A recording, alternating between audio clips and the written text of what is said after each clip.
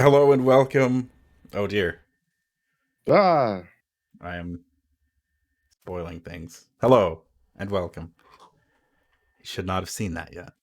Not not that it yet. really matters that much, but You know what we're doing. you know what we're here for. It's Monday. It's the last Monday ever. There's gonna be no more after this. All weeks are gonna start on Tuesdays. Thank God. If only.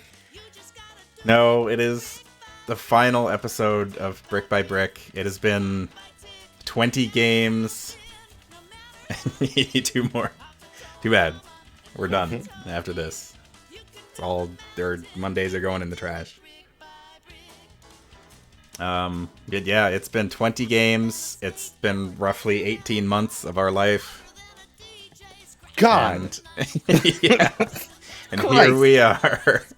Here we are. We've played every Lego game. Every single one of them. Definitively. Don't come at me. I'll it's there's so many more Lego games than this, but we just can't. We played I, all of the licensed ones. yeah, and that's fine. It's fine. Everybody calm down about it, alright? Stop freaking out. It was a long journey, but we're finally here. Play Lego Island. No. Oh, dang. I was going to have the Lego Island soundtrack playing in the background. Hang on. I might be able to make that happen. It's time for Legos on Islands. That is, I mean... Okay, it's only 41 minutes long, so we're probably going to hear it a couple times. But You might. this is one of the songs from it. I do have one Lego Island song. I actually have a few saved on my computer, but... That's neither here nor there. But yeah, we are here. We are going to... Oh my god, Carnio's coming out swinging.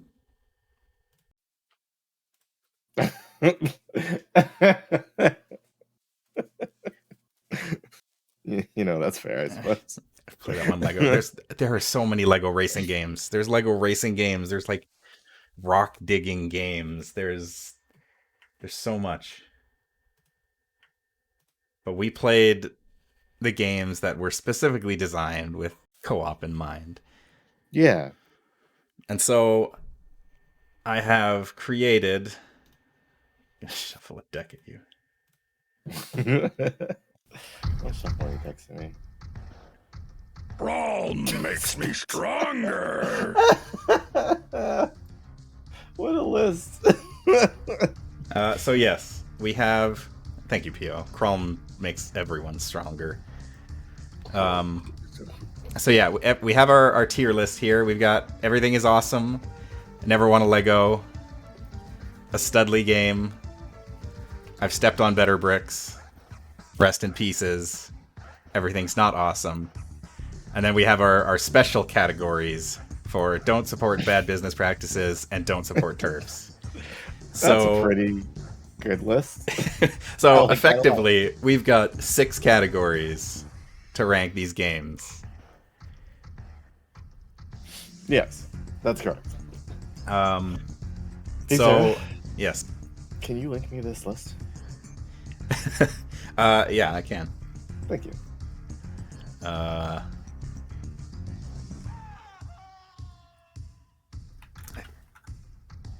I think I could just give you the URL. Yeah, I believe that's correct. Let's see.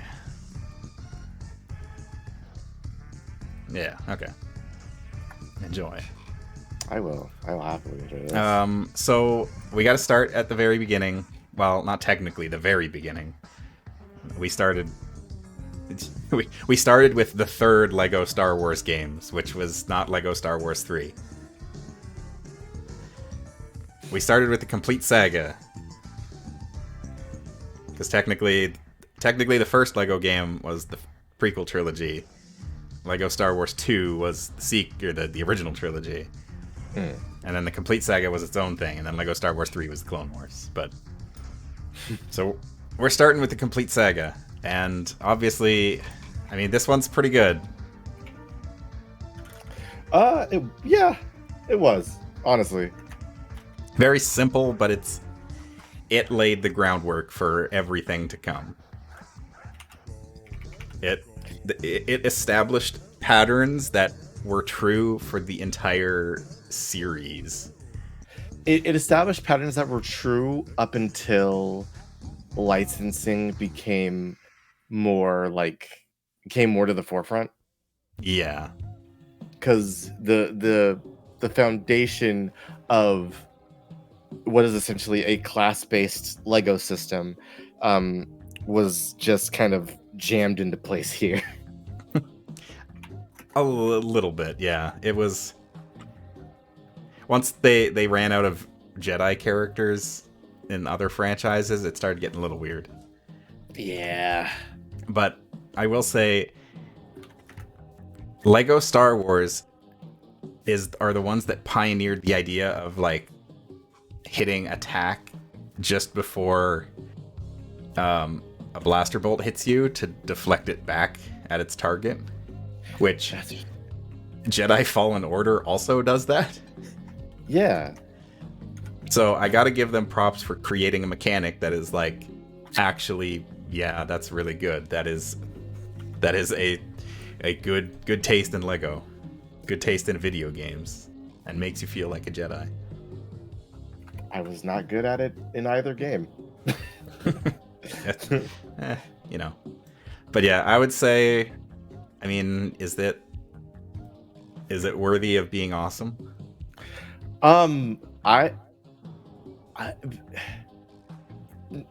are later games that I think kind of were just head and shoulders above it, but I don't think I'd ever forget this game. I would personally put this at Never Want to Let Go. This is something I never want to forget, but I would call it my best. Think you're right. I think it's again, it laid the groundwork. It was a very good example of what could be, and it's just like, I mean, it's the original. It's hard to beat, but it's not perfect. It didn't perfect the formula. I mean, that game, like when we played it, I had a lot of fun. I was like, oh, you can do this, you can do this and this. Mm-hmm. And then we were just shooting the shit about Star Wars things. But I really, like, as we go through this, like, I really appreciate how going from this game to our next game, I saw immediate, like, you could feel the developers, like, learning from their previous game. So I guess that brings us to the next game in our list. Does Indiana Jones live up to the same level of quality? The first Indiana Jones, I should say. I think it does, but so, I know what I just said, but like, this series has been full of dips and peaks, valleys. And this game, like, it always felt like they make some stellar thing and then they make another game and they improve on a bunch of stuff, but also it's like there's a couple of little things that they're trying out here and there that you're like, okay, this is an interesting idea, and then the next game after that middle game, things go buck wild for a second, and you're like, that's what this game felt like to me. Because then the next Indiana Jones game, I was like, hell yeah. Yeah, Indiana Jones was weird because it did a few things very differently. Like, there was that whole mechanic of, like, you have to get a disguise to get past the guard in the window, which only got brought back, like, 2 or 3 other times. It came back in Star Wars stuff, but yeah, it like, that's a cool idea for a Lego game to kind of translate, like, the Indiana Jones, like, world, like, you know, your it's adventure serial stuff, like, you know, we have to fool the guard so we can sneak into the place to do the thing, and that's a cool translation of that, like, style of part of a piece of fiction. But it, like, later on, I think that gets used in a better way, or at least in a funnier way, because they don't do it a lot in this game. They did it, like, I think 3 times or something like that.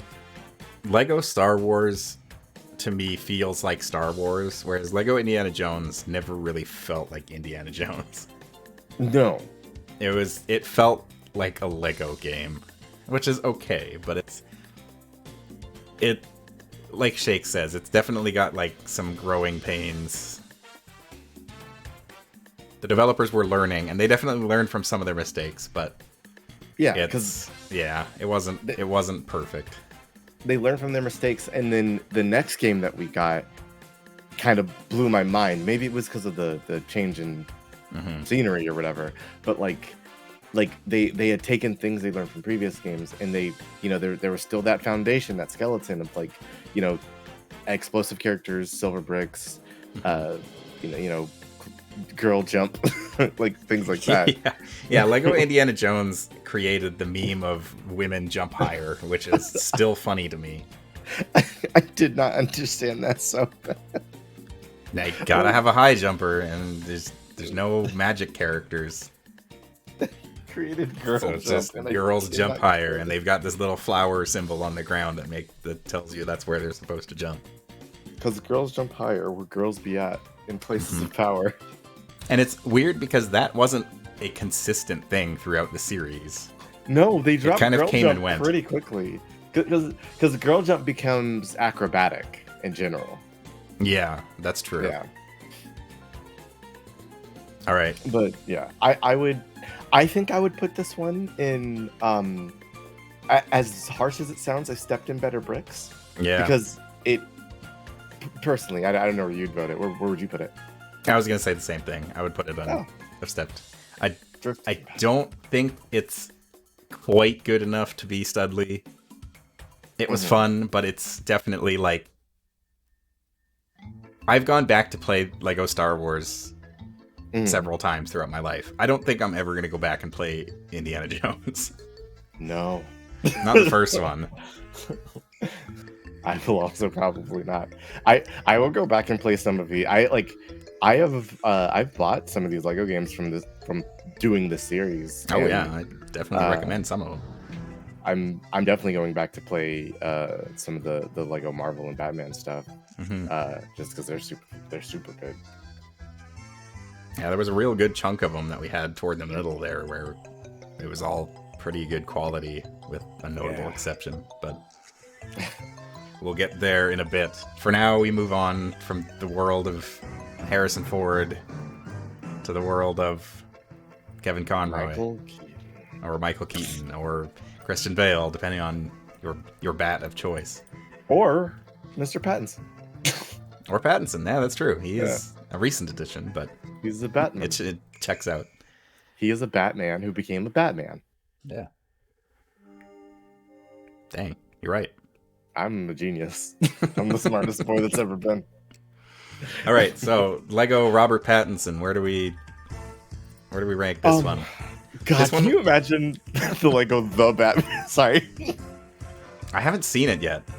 Oh, please go watch it. It's really funny. And Colin Firth rules. I want to, but I've heard very mixed things about it. I think it making a time. Hey, real quick discussion. Sorry. In movies, when they make like comic books into movies, I think invariably writers have to grapple with the fact that a lot of times in the real world, these people would be psychopathic murderers. Yeah. And like Batman's Rogues Gallery in particular, they like it's cool and fun that like the Riddler does riddles, but also he just kills people. So really, the Batman's Rogues Gallery is I'm the murderer and I also do plus riddles. Yeah. I'm the murderer plus clown motif. Like everybody is actually just the murderer plus X. Yeah, a little bit. Yeah.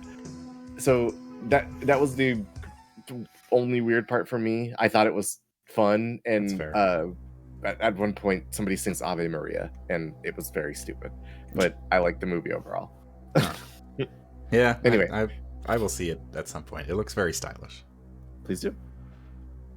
But yeah, speaking of Batman, yeah, it's a really good Batman game that we Lego played. Batman 1. This this was like this is still linear Batman. Yes. Yes, and it like introduced all the cool gadgets and stuff rather than 'cause it like Indiana Jones, everybody had their signature thing. Yes.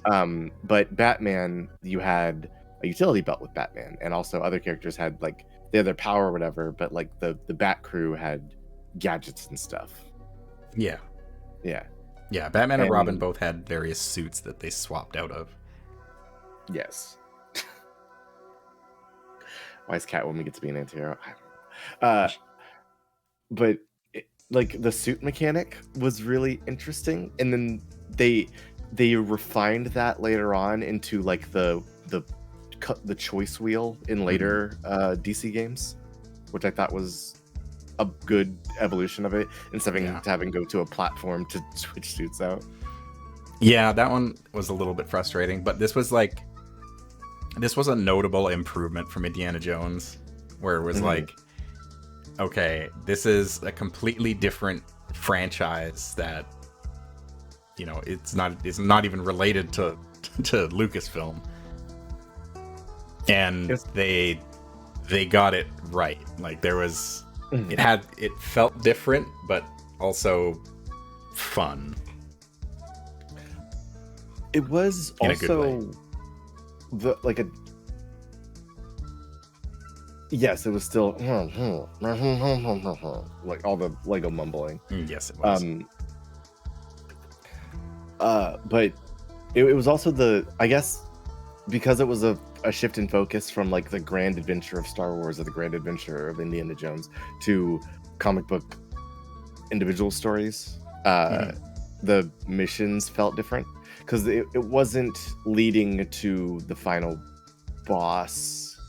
Like everything wasn't just the movie leading up to the final encounter in the movie. It was a story with individual points of like many points of interest. That is very true. And it also had an original story. And Which was out cool. of very surprisingly, it also had a complete set of missions and campaign where you played as the villains, Yes, that was so cool.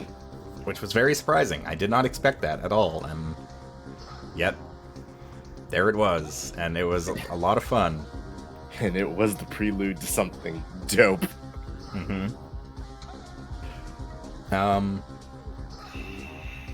That being said, it definitely still has, I don't know, like it definitely still has some of the trappings of the old Lego games. Yeah, I mean, it was still beholden to the skeleton. Yeah, and I didn't like some of the suits.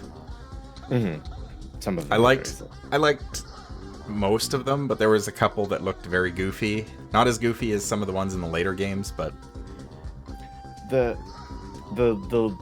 what's it called, the weird magnets on the feet. I didn't like that suit. yeah, I still hate the magnet suit. It also makes you walk like an idiot. Clonk, clonk, clonk, clonk, clonk, clonk. Yeah, I wasn't a fan. I guess for anybody who watched the streams, I think this game and the next game we actually played were we were all beholden to the skeleton. I mean, the skeleton of like the characters have a specific purpose thing. What was I saying? The stretch of games was when I was like dying from working, and you can see it in the streams because there's multiple times where I'll just start running into a wall because I have straight up falling asleep. Yeah, I have noticed that. Yeah. But they were, I don't know. I like this game enough, and I think it's one of those. It had a big leap in cool things, and it tried some little things out that we'll see more of in like one future game. I definitely think that this was them taking a step in a different direction. Again, different from Star Wars, but still to the point where it's like, okay, this is cool, but I want to see where this goes. I want to, I want to see how this gets refined. So personally, I think I'd put it up alongside Lego Star Wars. Okay. I would say Studley, but I am minimal to that. That's fine. Because I That's think, perfectly acceptable. yeah, I think Lego Batman has a lot of sequels that, well, yeah, actually, you might be right. Now that I think about it, just trying to put the sequels all straight in my head. Yeah. Like I said, it is a good game. It's better than Indiana Jones. It is. It introduces like 6 or 7 cool ideas that get expanded on later, but it's not as foundational as Lego Star Wars. True. Yeah. It is definitely aping a lot of the groundwork that Lego made while, kind of stepping in a different direction. Lego Batman is also the introduction of sonic attacks with breaking glass. And I think you did like the majority of those while we were playing. I think so. I think Batman was the only one who had the sonic suit. And I was Robin. You were the Boy Wonder. Hello, I'm Boy Wonder. Oh, boys. Yeah. Speaking of Boy Wonders, so in official chronological release order, after Lego Batman, both Lego Harry Potter games were released. Ooh. Which, honestly, is kind of a shame that we didn't play them, because I've heard that they're pretty good. They're pretty rife for Lego because their magic and the Force are just good ways to. They're good ways to interact with Lego bricks because you can build things with them and it feels cool. And if I had already owned them, we probably would have played them. Mm-hmm. But I did not own them, so by default, we don't support TERFs. That is our baseline. Yeah, that's the lowest of the low at this point. So, and it's a shame because the Harry Potter games are split up into years 1 through 4 is one game, and then 5 through 7 is the second game. Huh. And I have only read the first 4 books. So personally, it would have been kind of interesting to see where things go.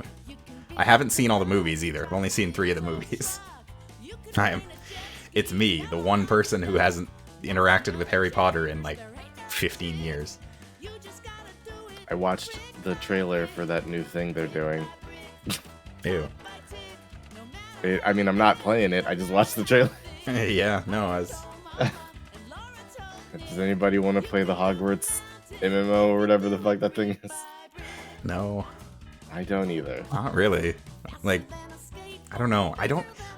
Like, even putting aside all of the crap with J.K. Rowling, I don't see, like, that much of the appeal of Harry Potter.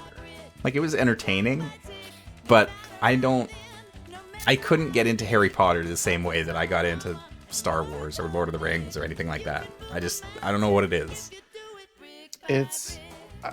I mean, when the first books were coming out, like, I read them in school and I was like, oh, neat. That's a cool thing. And it didn't take long for me to start playing like Dungeons and Dragons and then seeing the problems with Harry Potter. And then it wasn't too long ago. There's an actual play podcast that I listened to, Dimension 20, and they had a special season on where it was called Misfits and Magic, where they essentially go to a Hogwarts school, and the entire point of the entire like joke of that mini series was, yo, Harry Potter is fucked up because like they sort children, and like you get to go to the heroic house, you get to go to the smart house, you get to go to the cunning house, and then You get to wait, go to the evil house. there's a house for evil children. No, they're cunning. Cunning is No. just smart and evil. And like it's a very fun series, and if you ever get the chance to like listen to it to Dimension 20 or to go to Dropout, I think it's on YouTube for free. Yeah. It's really funny, and it's really fun. But I like the idea of like you're a young kid in school, and you get whisked away on a magical adventure, and you get to cast spells, and there's danger in around every corridor, and there's a snake under the Mhm. school. Oh my god, a giant like also the formula of Harry Potter of more tangents, but the formula of Harry Potter of like, hey, we're gonna go to school this year. I think the guy teaching dark magic is evil. Yeah. Also, there's a giant animal. Yep. Yeah. And It's really odd. I There's- always thought it was just funny how it's like there's the three, because I read the first 3 books when they were released, and then it was right before Goblet of Fire was actually released. And so I remember when Goblet of Fire came out, and that was after the series got really popular, and it was this gigantic novel that was like 3 times the size of all the other 3 books. And I was like, what happened? Goblet of Fire was the one that I read. Like, I had read Azkaban, and then the 7, the where they make the wizard army or whatever, and then I read Goblet of Fire afterwards, and I was like, I think at that point I was just sort of like annoyed. Yeah. Because like I have a patience for incompetent adults in media, and Yeah. the incompetent adults in Harry Potter are so hilariously incompetent. It's so stupid how often this one child has to save the day, and the one adult who is competent is so cryptic and insane that he doesn't like do anything. It's, I don't know. It's very funny. See, so my experience, I probably would have kept reading the Harry Potter books, but what happened is I read Goblet of Fire, and then the next book wasn't released yet. And I was like, well, I want to keep reading, but I don't want to read like kid fiction. I want to read like adult fantasy. So I got a book from the library called Wizard's First Rule. That is a book in the Sword of Truth series, and if you want to go on a trip, at the time I didn't know, but it was basically me trading one shitty author for another one. Oh no. Terry Goodkind is a weird dude, and the Sword of Truth series is really weird. It's got like magical BDSM slave mistresses. It's weird. But no, it wasn't Xanth, but it's the Sword of Truth series is not much better. It's very dark and violent at times, but also silly and long. The books are huge. Wizard's First Rule was, I still remember, the paperback is 820 pages long. It is enormous, and all of them are like that size. And so I got into those books, and I read the majority of that series. I dropped Harry Potter for Shadow Spell,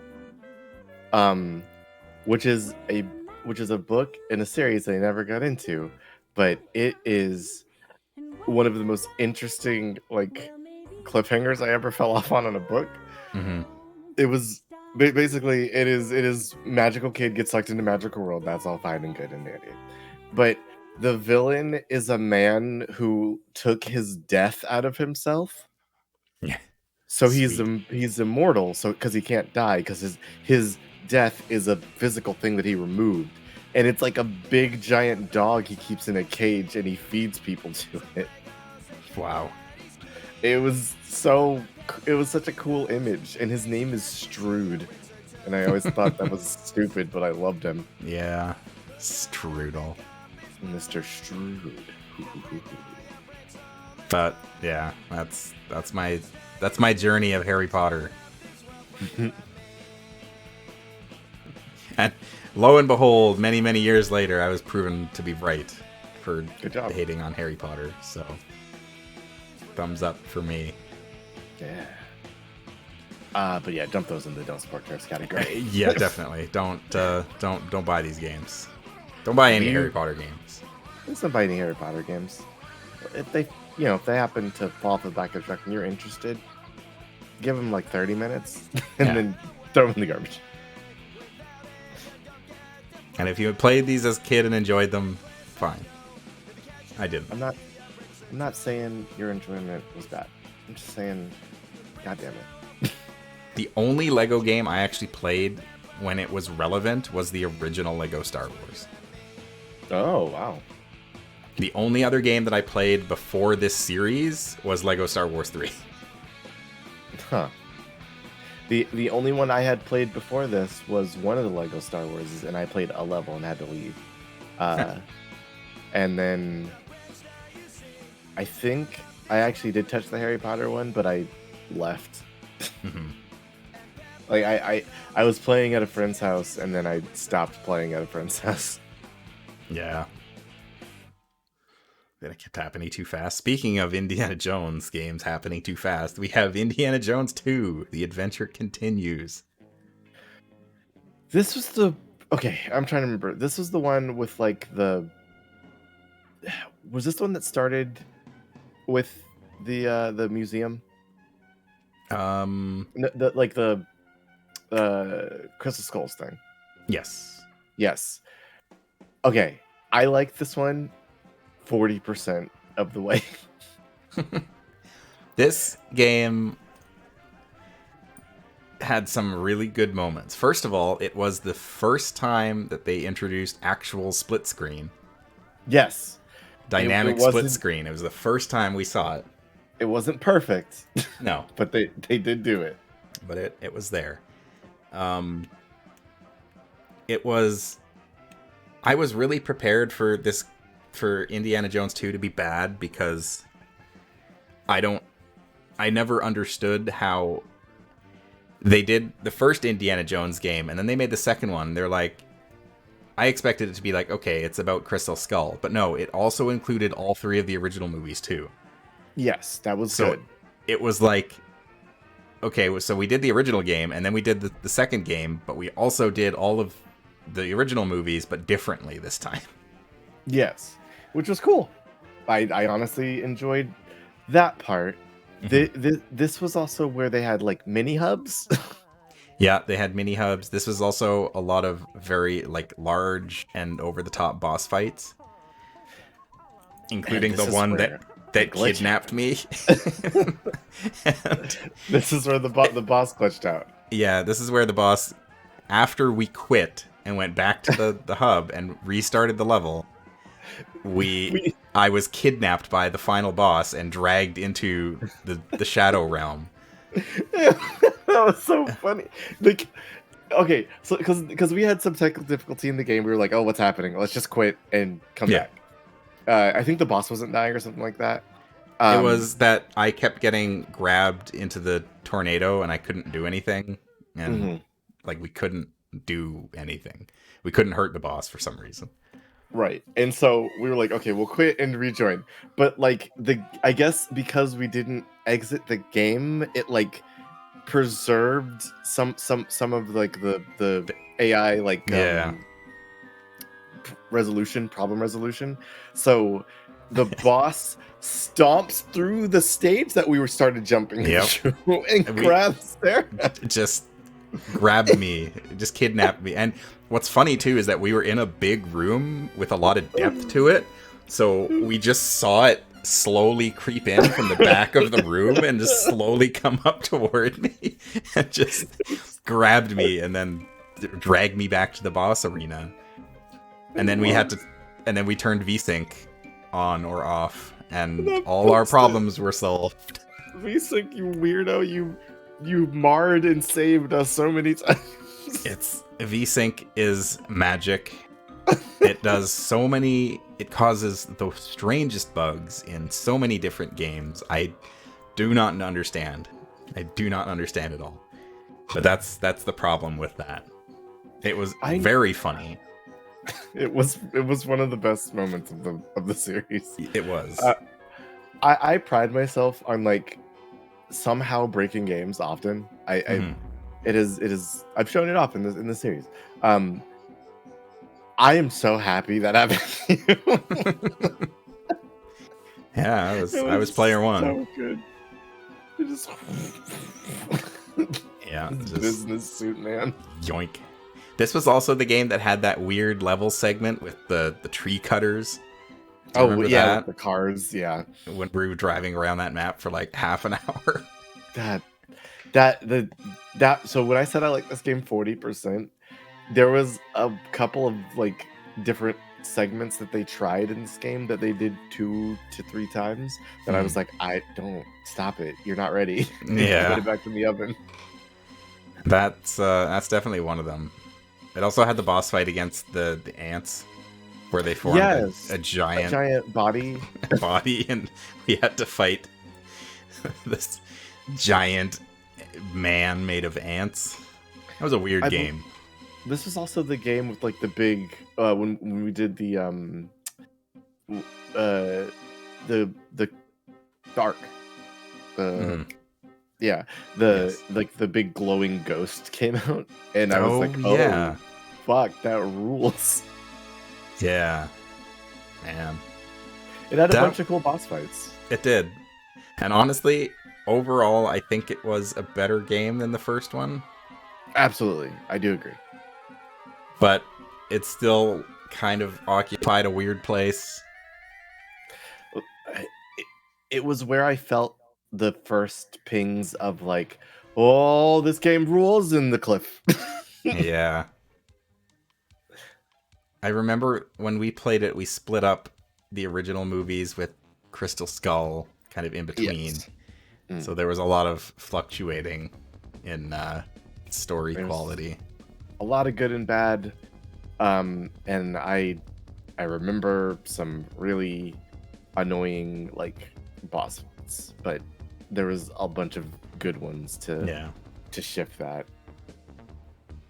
It's not a bad game. If you're going to play one of the Indiana Jones games, I recommend playing the second one. But if you're going to play it, I would recommend only playing it part-time. Anyway. God damn it. I watched that movie not long ago. Stupid line. And I waited for that line with bated breath. I'm pretty sure we talked about that endlessly during that. Oh yeah, definitely. Part-time. Part-time. So stupid. So after Indiana Jones rounding out the first 5 of our batch was a return to Star Wars with Lego Star Wars 3. Clone times. I really like Lego Star Wars 3. I think it is an improvement on the original in most ways. I agree. It's also this is where they introduced like gold bricks and the fast firing guns, right? Yes, and they added bones to the skeleton, which had me really excited. They had a new type of character, which was I can break gold stuff by a steady stream of damage, which was cool. Yeah, that was really cool. I like that. They also very notably showed off like the technology, because there was a few of those moments where they would put you in an arena and just flood it with enemies. Like the arena, the very first level in the game, where it's just like battle droids absolutely everywhere. Doing the sprite flex thing for. God. They did a little bit of it in Indiana Jones 2, but this was like, okay, they're showing off, and it looks good. It looked better than the ants did, because the ants were just it was a moving video that that they put a couple of movable actors in the scene as little ants, but the majority of the ants were just like a static like moving thing. A static moving thing. God damn it. They also increased the difficulty quite a bit. Lego Star Wars 3 was notably more difficult of a game, just in general. Agreed. This is the one where we had the more like the on rails like vehicle segments, right? Not on rails, like the long like you had to drive forward vehicle segments where we had to blow stuff up, and I kept crashing into walls at least. I don't remember. There was one of those levels in the original Lego Star Wars. Yes, and I'm pretty sure this is the game. I might have to go back and watch the footage, but like they basically, it was like we have a very long level and you have to drive through it kind of fast, and your controls are kind of slippery, but you blow stuff up along the way. Yeah, the war fields and stuff. Those were, well, the warfields were like the base building mini games, like the whole RTS mechanic that only ever appeared in that game, which was cool. It was appropriate for the game, but I don't think it wouldn't have translated to any other Lego game at all. No, I'm pretty sure I said it during the thing, but like that felt like somebody on the team was like, "Hey, I have a cool idea for a thing." They pitched it to the lead, and then they were like, yeah, I mean, as long as you hit your deadlines, if you want to build this in their free time, feel free." Yeah, I totally agree. Those are definitely, while I enjoy those levels, they are definitely a low point in the game. Some of them drag quite a bit. It is just a sequence of build the perfect thing here to do the perfect thing here. It's not a lot of freedom, because in an RTS you can do lots of different things. It's just you're basically just wasting time until you can build a torpedo generator, and then you just get on a speeder bike and just blow everybody's shit up. Blow everything up. That's how you win. But that being said, everything else about that game was fantastic. The aesthetic, the design, the Clone Wars show translated very, very well, like aesthetically, to Lego.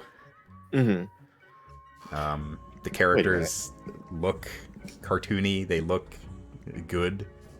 It was very bright. It was very colorful.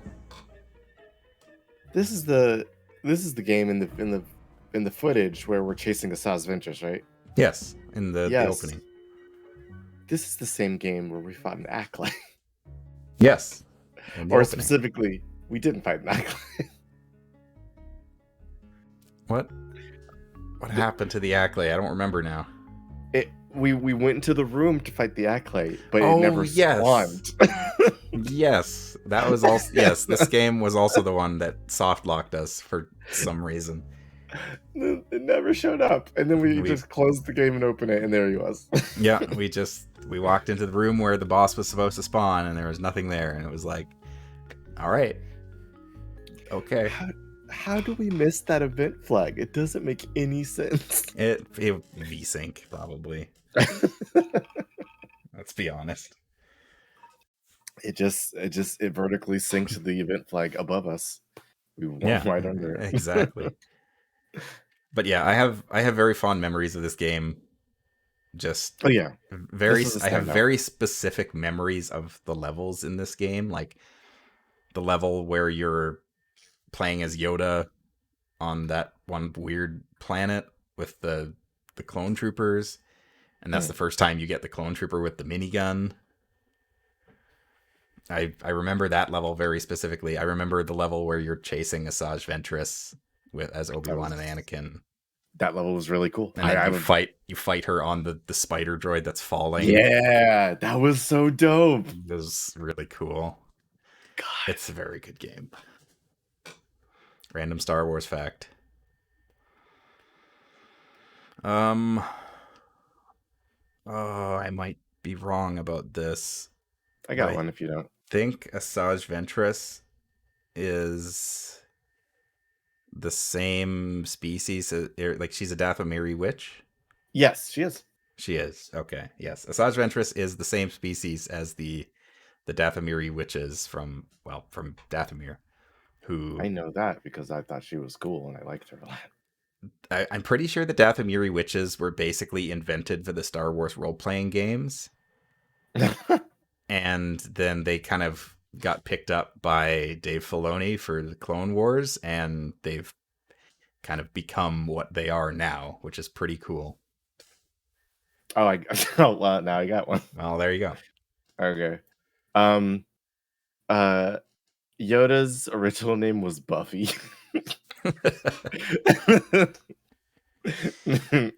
Man. In like early screenplays, his name was Buffy, and then they changed it in other drafts to Minch Yoda for some reason, and then they shortened it. I love it. Mensch. Another one. Another random Star Wars fact. Oh my gosh. Hey, okay. I'll use a Star Wars fact that I used on the KOTOR playthrough on Saturday, for those who didn't hear it. Darth Maul's double-bladed lightsaber is not the first canonical appearance of a double-bladed lightsaber in Star Wars. You told me this before. It was in the comics Tales of the Jedi. The Sith Lord Exar Kun was the first recorded instance of a character in Star Wars having a double-bladed lightsaber, and it's actually Darth Maul's lightsaber in universe is based on the design of Exar Kun's. Exar Kun was a huge badass. That he was the original Sith Lord. Yeah, he was so Exar Kun is a really cool bad guy and a terrible guy, but in I can't remember what version of KOTOR it is, but there's like I think it might be a modded thing, but like there's videos that tell you about like some of the history of KOTOR and Exar Kun and stuff. And Exar Kun is he just enslaved a whole species to build temples. Yeah. And then they built the temples on Yavin 4 that the rebels would later use as a staging ground to blow up the Death Star. Good job, idiot Exar Kun. Now we have the future. Yep. Stupid. He also corrupted Ulic Qel-Droma and probably indirectly caused the events that led to KOTOR. He is that whole like the reason that KOTOR takes place in such a weirdly specific date is because of those comic books and what happened with Ulic Qel-Droma and Exar Kun and Nomi Sunrider and all of those characters. Man, I want to play KOTOR again. Goddamn. It's really interesting. It's not that relevant to the games themselves, less especially the first one. But it's still very interesting in the way that they reference those events quite explicitly. Everybody's going nuts.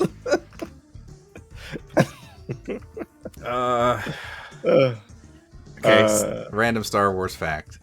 In the Tales of the Jedi comics, the aesthetic is completely different than the Knights of the Old Republic games. The video games basically said, we're just going to make everything look like it does in the movies. Whereas the comic books, everything actually looks like ancient. Like several Jedi have lightsabers with like power packs attached to them with like cables running to the power packs. And like everything looks much more like primal, more organic, Yeah. less like kind of neat and tidy futuristic that the future does. In the comics, everything is much. They go out of their way to make things seem more ancient and more out of touch. It's older, grungier, more Yeah, makeshift. and it's kind of neat, but I don't think it would have worked for the games, so it's understandable. I got a bonus one. Ewoks speak Tibetan. I know this because I am Tibetan. Yeah. I mean, I don't know about the second half of that. I you mean, I Tibetan? am. Are Yes. you? Oh, okay. Yes. That is very cool. I didn't know that. Yeah. But I do remember hearing that. Yeah, the Ewoks speak Tibetan. It's not just Tibetan. It's Tibetan and like Nepalese or something like that. Yeah, But my grandma picked out words and stuff like that. And I was like, that is oh, cool. wow. I am a soup of cultures. Yeah, I learn something new every day. Where Anyway. would you put this Star Wars game? Random Star Wars fact. I would put Lego Star Wars 3. Whoops. I scrolled. I think I would put it in the top tier. Like, out of all of these games, that would be one of them I think I'd recommend. Yeah, no, I am fully on board with that. I think it wavers between Never Gonna Let Go and Everything Is Awesome to me, but I think it's more towards Everything Is Awesome. Yeah, it's just... If... Out of all the Lego Star Wars games that I've played, that's the one I would recommend. Skywalker Saga might be better as a game, but... It had Cad Bane. It did have Cad Bane. it had the coolest guy, Cad Bane. Everyone's favorite edgelord bounty hunter. He wasn't even really that much of an edgelord. He was just... I don't know. I remember... He was just a Boba cowboy. Fett and Cad Bane. I don't want to spoil anything on the Book of Boba Fett, because I think some people haven't seen it yet. I'm sorry. But everyone's favorite bounty hunter is Cad Bane. He was in the Clone Wars, a thing I yelled about while we played this. He was in the Clone Wars. He's also in the Bad Batch, from what I hear. I haven't watched that yet. I'm gonna. He's showed up in a few places. He is one of Dave Filoni's babies. And so that means he has lasting power. Just like Ahsoka. I'll never forget him because he shows up in an episode. He's like, I'm Cad Bane, and then they need to show that he's super cool and dope. So he takes out 40 stormtroopers without making any noise, and he arms a little thermal detonator and rolls it down a hallway, and the stormtroopers are like, huh, what was that noise? Oh, I remember you talking about that scene. Oh, it's so stupid. When we were playing the Cad Bane mission in Lego Star Wars 3. Fuck you, Cad Bane. I like Cad Bane. I hate his stupid hat. Cad Bane is a cowboy, and cowboys are a part of folklore. Also pirates. Got there all the way. Yeah, there's a segue for you. So starting off the next batch of 5, which was a pretty solid batch overall, but we got Lego Pirates of the Caribbean, which was, I think, a pretty notable step back. Agreed. Wait a minute. Hold up. Are we missing a game on this? Are we? I don't think so. Where's the other Pirates of the Caribbean game? There was only one. I thought we played 2. Nope. There is only one Lego Pirates of the Caribbean. Okay. I could have sworn we played 2. Maybe we just played that one for a long time. This was one of those dips for me. It covered it covered 4 of the movies, which were the only 4 that existed at the time. Right, and we talked about the 5th movie. Yeah. Okay.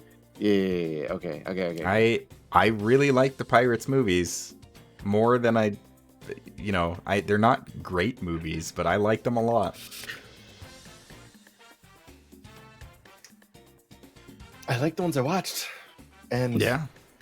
I remember thinking Blackbeard was really cool because he had a sword that can move his ship from Neptune for some reason. Also, the mermaids just being murderous, eating people. The Yeah. scene where like a bunch of mermaids are underwater and one's talking to somebody. I'm like, oh my god, that's good. That's scary as fuck. This game was this game implemented the party system Yes. And items. and items, and they really kind of, I don't like the party system. It wasn't great in this context, just because I don't like the other context either. I mean, the thing is, this game, all of the characters kind of did the same stuff. Like, there's no reason for any one character to really have like a particularly special ability other than like... They did this thing in the movie. Yeah. And it suffered for it. Also, I just remember this game just not looking very good. The backgrounds did not this was like when they started doing like the more realistic background stuff. Yeah. They had already done it with like Batman and stuff, with because the open world Batman thing had like the weird slick streets, but this, like, they tried to model beaches and cliff faces and stuff. I just And remember it was very muddy. like this was very like the white balance was way off. All the colors were washed out. I mean, that was mostly true when we died and we went to the afterlife with all the Jacks. That area stuck out in my mind because it was dark blues and cool colors in the center, but all the outsides of the screen were white. So it was very washed looking. Yeah. I have a brush in Clip Studio Paint that does like a similar thing, and I visually I didn't ever really like this game. No. I liked the dock was pretty fun. I guess I don't like the hub dock. Yeah, I don't remember very much from this game at all. I remember three main things: dying as Jack, going to the afterlife with all the crabs. They did not do Giant Tiadama, and I appropriately was very calm and reasonable about that. Of course. Put tall girls in games. And then also the level on Tortuga, where we're like collecting the pirates together, and Yeah. there was a part where we were stuck, and we didn't know where to get where to go. We had to collect a small character who had a crossbow or something like that, or a gun. Oh It yeah. was the little guy. Yeah, I remember that. And that was the solution. And then once we got him, we did it, and I was like, cool, awesome, We can finish this. yay. And then I also remember the Pirates movie that starts in England, Yes. and where we have to chase a fake Jack, which is the lady Jack. Yeah, it's Penelope Cruz. Penelope Cruz, yeah. Whatever her And name was. that whole segment was longer than it had to be because there was a point where we couldn't figure out the next place where to go again. Yeah. Yeah, I agree. Drop that shit in there.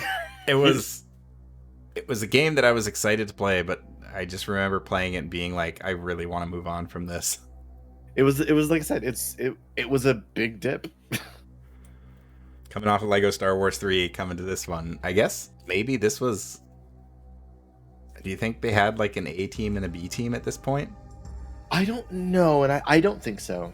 I don't think so either, because like the next batch, like the next 4 games especially, were really good.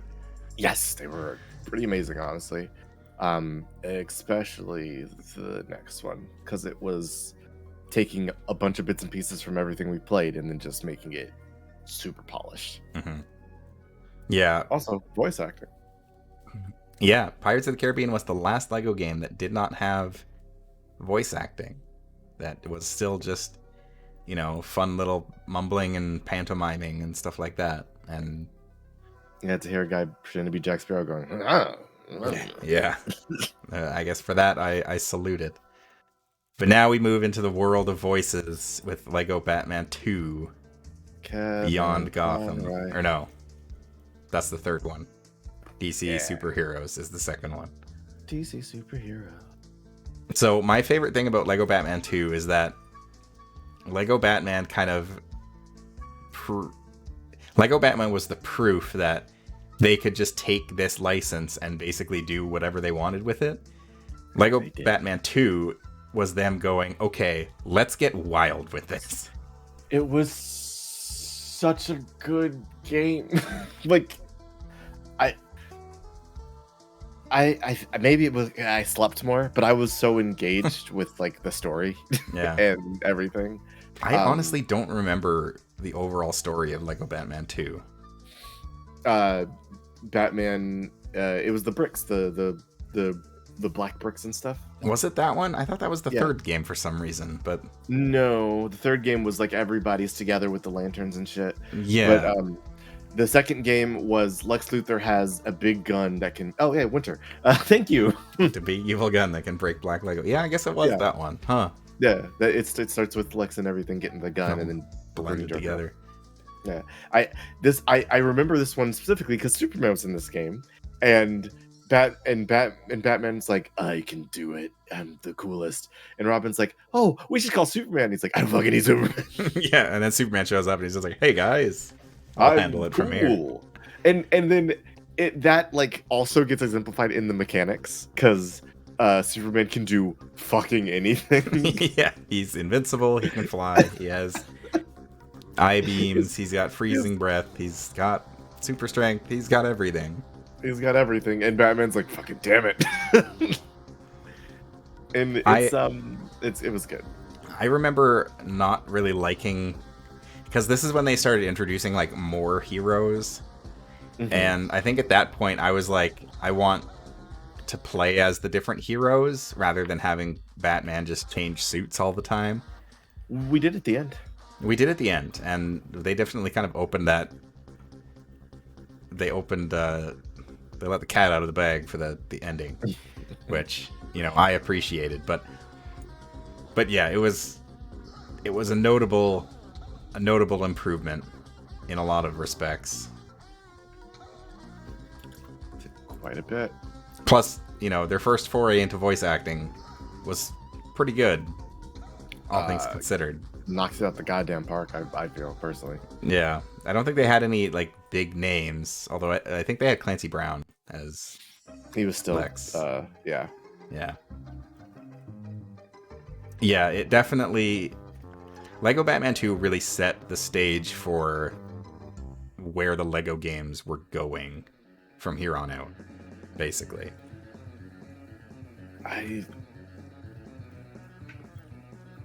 I'd have to look it up, but I think they had some names, but it wasn't everybody. Yeah.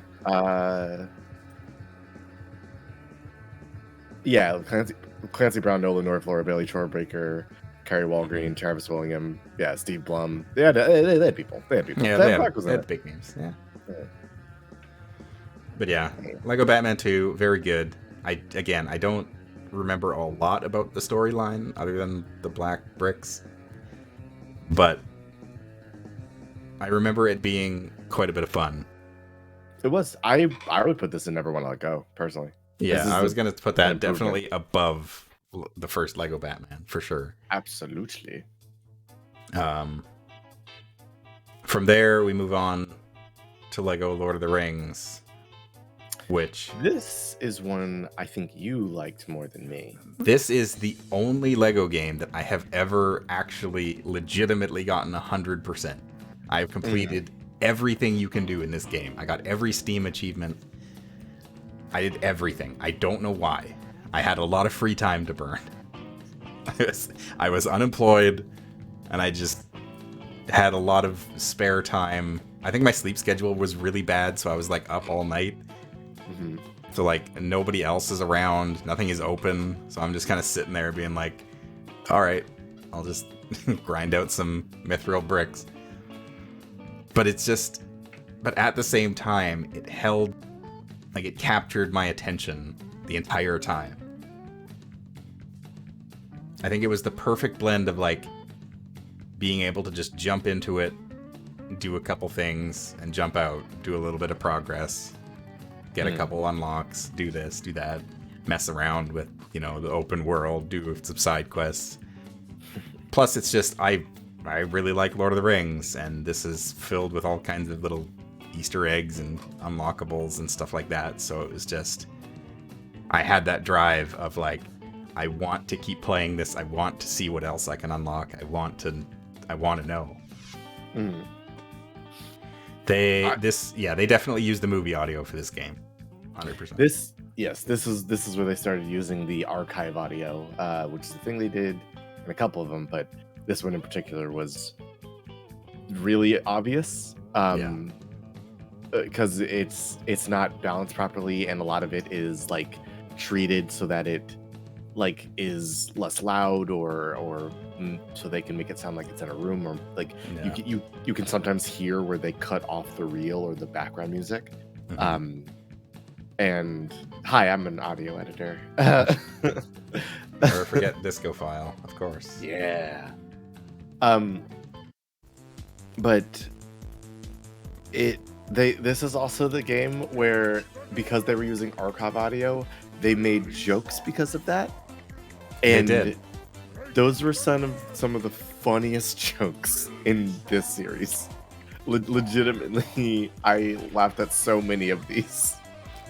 Yeah, it was the first time that they really there was a new genre of jokes that they could tell, which is taking the audio established by the movie and then presenting it in a different situation that is just silly or funny or whatever.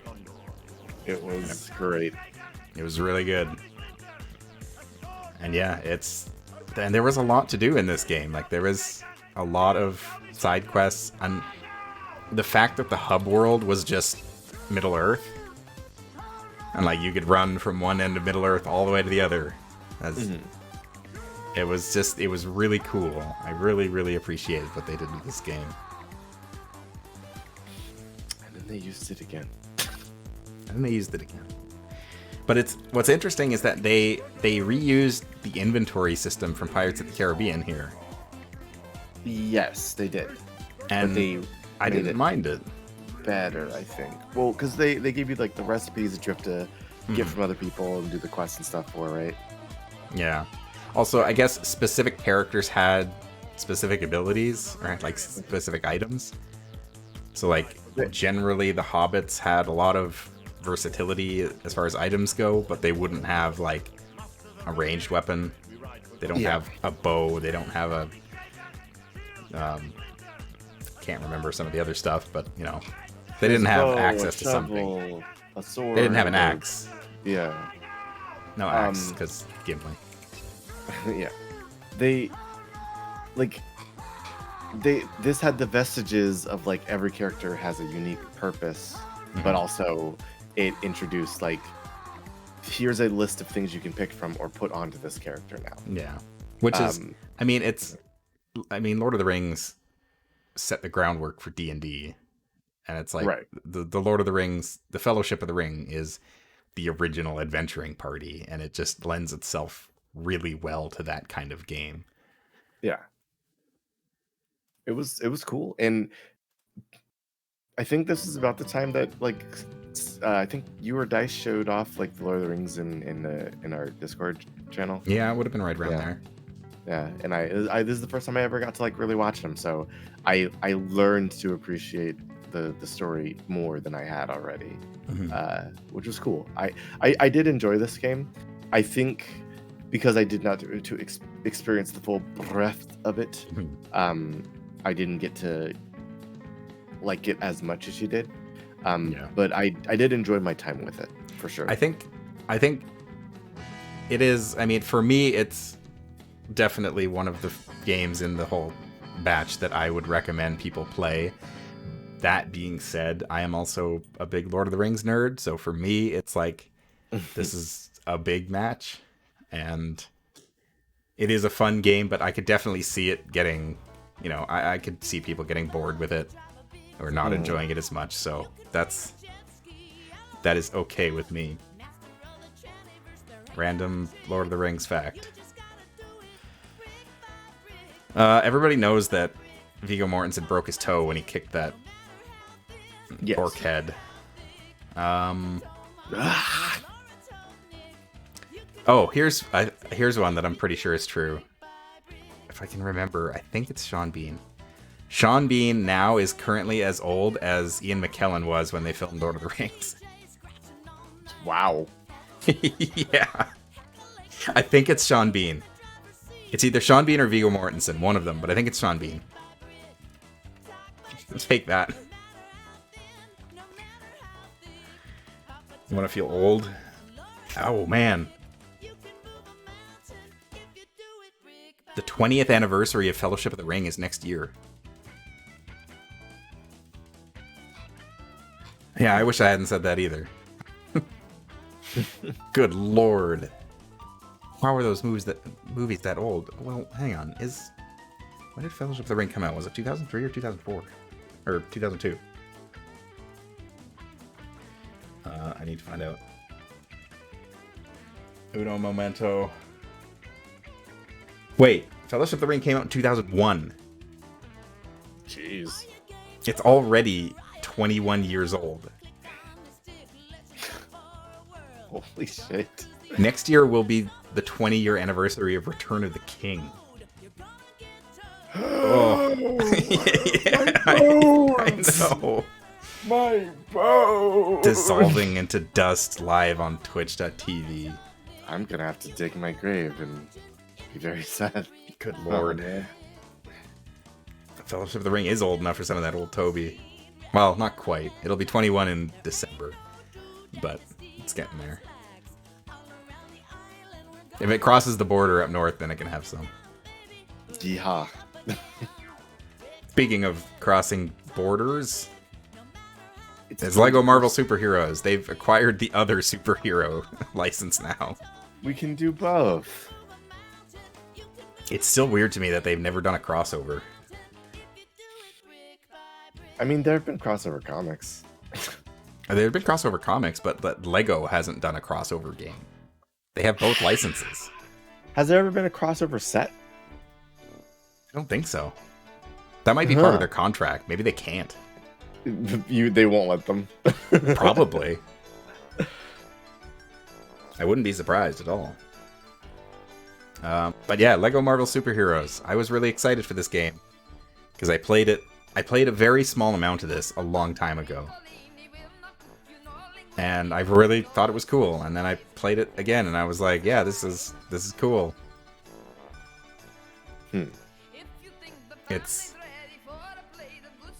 It wasn't quite to the point where the MCU had completely taken over. So they had a lot of room to just do their own thing still, and that's exactly what they did.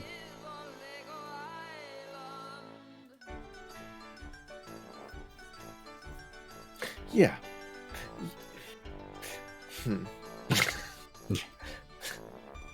How do I put this? Mm-hmm. I like this game when it became the Avengers. Even though this game was essentially the Avengers, because they were like, it's gonna be the Avengers. How do you mean? Like,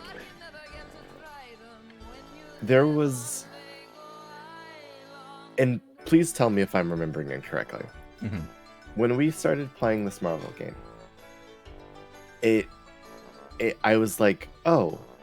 and this might be just me, like, conflating my experience with Marvel and, like, the movies and everything with this game. But it felt like they had prior, like, warning of what was happening in the MCU. to me, and then that like bled into the game. But it was not enough for me. Maybe? I don't think so. I think there was more of that in Superheroes 2. Because that was all about Kang.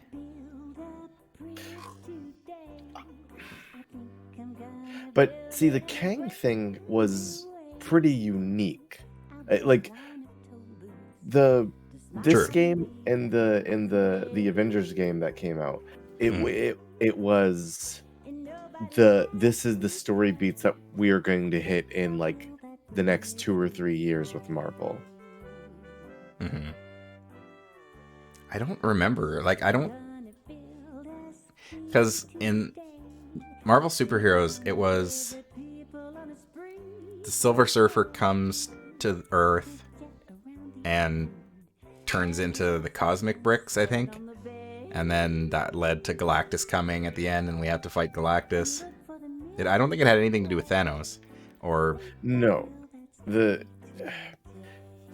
don't remember what specific things you're referring to. I think the specific things I'm referring to are the character designs and like animations.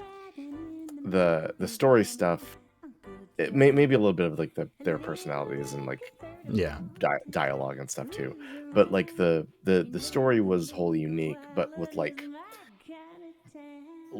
they took the Marvel stuff that was coming out and just kind of filed the numbers off and then put it in this news story. Oh, yeah, definitely. Like, there was definitely a lot of influence by the MCU. Like, Iron Man, Tony Stark was Robert Downey Jr., just with the serial number filed off, and Captain America was basically just that. But I think this was also them being unafraid to use the non-MCU heroes. Like, the Fantastic Four were very prominent. Yes, which is cool, and, well... Never mind. Yeah. Which, I mean, it's coming, but...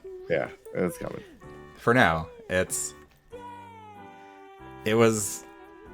And I think it was the best Marvel game in the fact that it kind of focused on the stuff that people care about.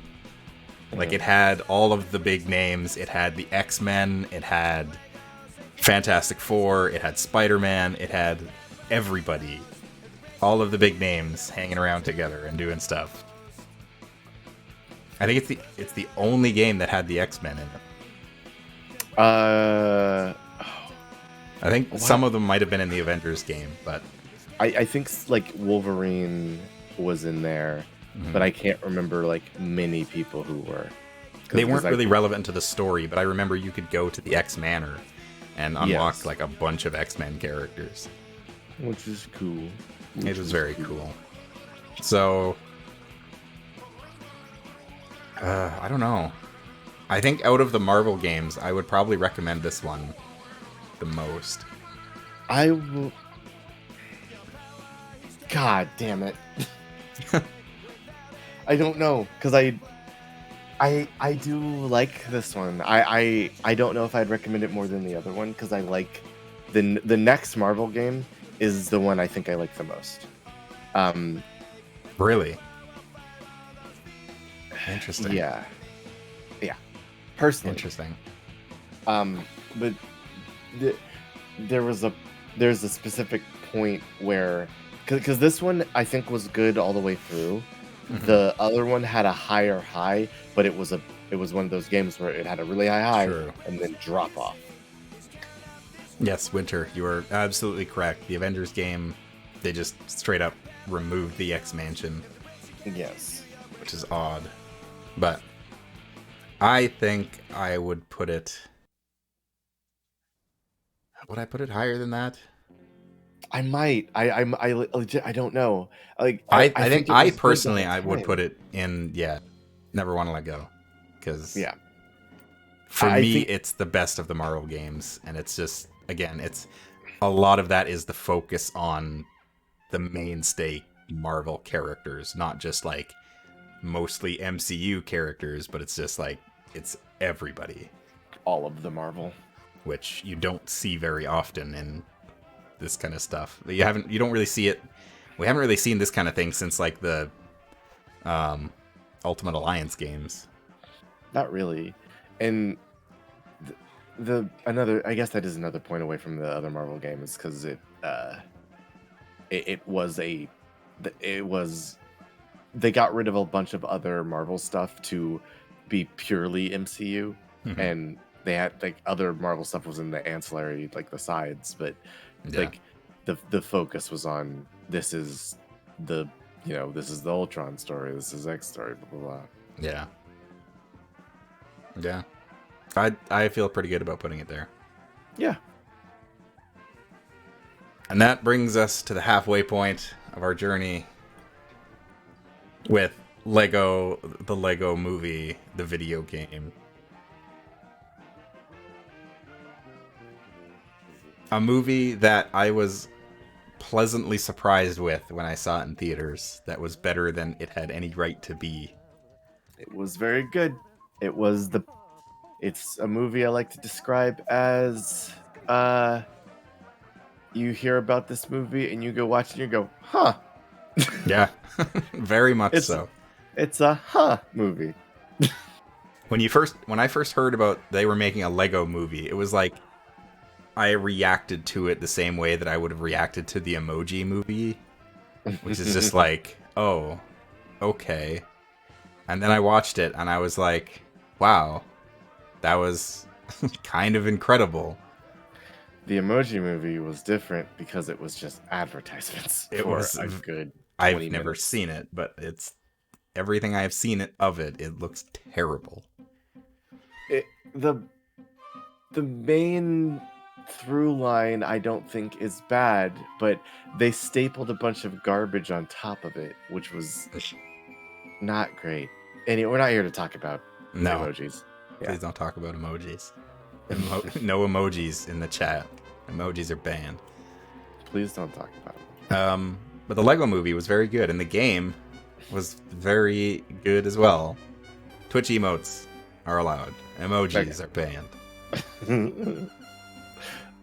But yeah, the game was surprisingly good. It was. If a little bit simplistic. Business. It harkened back to the older Lego games at this point, where, it wasn't as much about the big open world and having a million unlockables. It was more just kind of like, here's, the story of this game, and there's some fun stuff. It also introduced the acrobatic character. Yes. It codified the acrobatic character with the black and purple, the wild style colors.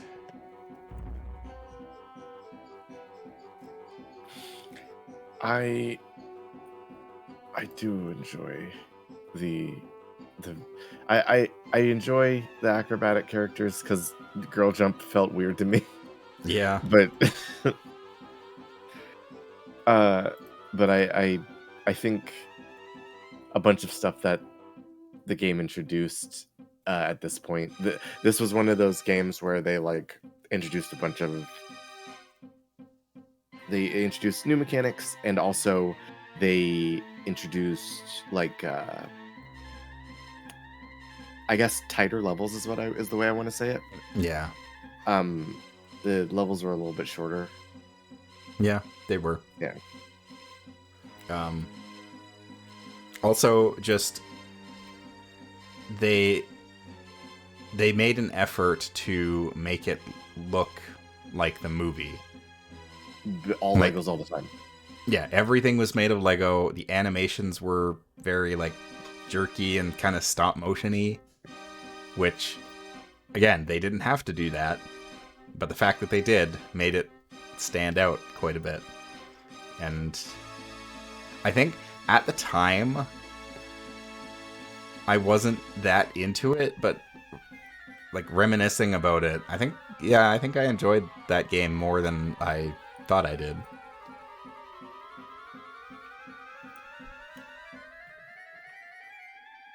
Maybe it's because we had some we got some rough stuff coming up, so We did. we didn't know it at the time. I'm sorry. I'm thinking. Mhm. I appreciate because this game also had archive audio, but Yes. I appreciate. Honestly, once we got past the tutorial, I liked the game a whole lot more. Yeah. Because the tutorial was, I don't know, it felt like maybe I was just like over it. Like I felt like a pro at that point. Like I've played through a couple of these things. I kind of know what I'm doing. So there's only so many times you can have the game explain to you that silver Lego objects can only be damaged by explosions. yeah, it was perfectly okay. I liked it. I think the game is better than the Indiana Joneses. Like after the intro, but I don't think it's as good as like the Studley games. I don't know where I would put it, honestly. Interesting. I think I would put it with the Studley games, just because it is a very solid Lego game experience.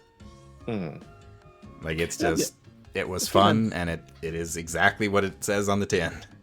This had the underwater levels and stuff, right? It did, yeah. I actually really like those. I'd actually bump that up. Never mind. Yeah. The underwater levels were a little different. It tried to do a few different things. Plus, it had Unikitty, who there's something about the way that they animate Unikitty in these games, the way that she is so unique as a character, that just makes me happy. Plus, Unikitty is just funny. Yes. God, what was that scene of her? The math. Yeah, no. In the boardroom. Numbers. Yeah. Yeah. Numbers. Am I doing it? Is it working? Yes. Yeah. Ask somebody in the room. Oh yeah. Business. Is this working? Yes. Yay! Hey! That's such a good movie, and I mean, the game was just the movie, so you know that gives it points. So that was the halfway point. We've busted out 10 games at this point in our run. We had no idea what was coming. And me coming off of Lego Lord of the Rings, I'm looking at Lego Hobbit and being like, "Oh yeah." And then we began our journey there and back again. This game started off cool. I will say that, and it ended kind of cool too. The middle was a mess of gobbledygook. Well, so the game started strong, and it just kind of went on for a while. And pretty soon we realized either this game is going to be absurdly long, or we're missing something. And that's the point where we dug into it and realized there is no third movie in this game. Yeah. It's just bye. It wasn't out yet, and the DLC that they were planning eventually just got canceled and never happened. So I asked about it. You did. You sent them an email and they said no. Stop asking. Please stop asking for this. Lego Hobbit's problems also, yeah, it also goes hand in hand with the movies, in that the Lord of the Rings movies are very good. The Hobbit movies are very not good. I like them, but I understand that they're not great. Yeah, it's tough. Well, because the whole like building mechanic where we would like have to choose parts, that came from the Lego movie. Yes. and then they carried it over for The Hobbit, and I think that was the last time that we saw it. Or no, it was in the Ninjago too. Mhm. And they would build something and then say, okay, you need this piece next you have to choose it out of a wheel, but both players are active and you can't both choose it at the same time. So annoying. Because you were just faster at it than I was, so I would go to a thing and I would get it wrong and it would make us lose studs, and I was like, Yeah. motherfucker. Yeah, I didn't have the lag on my side. Just blame it all on input lag.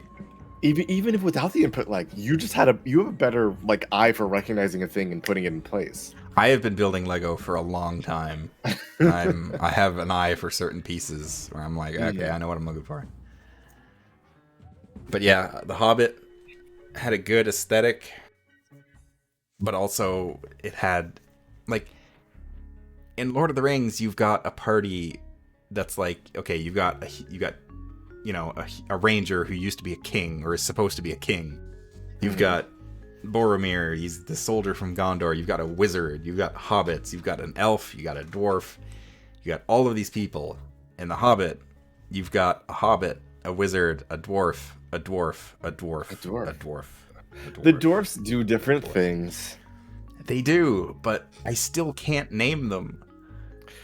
I still don't care who they are, other than like 2 of them. You don't care about hot dwarf?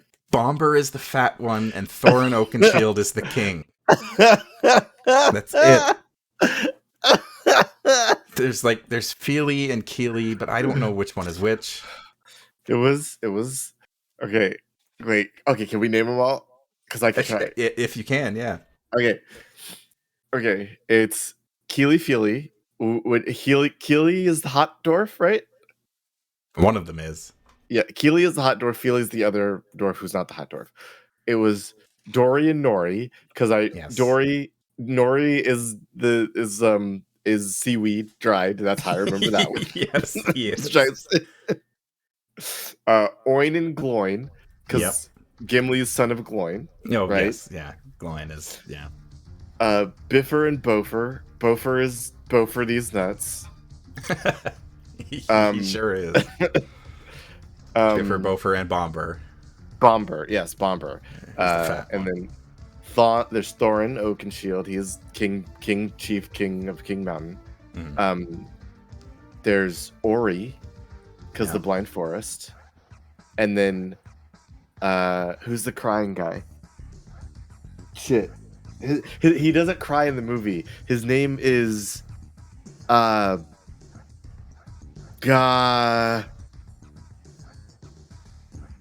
Dolan and Ballin.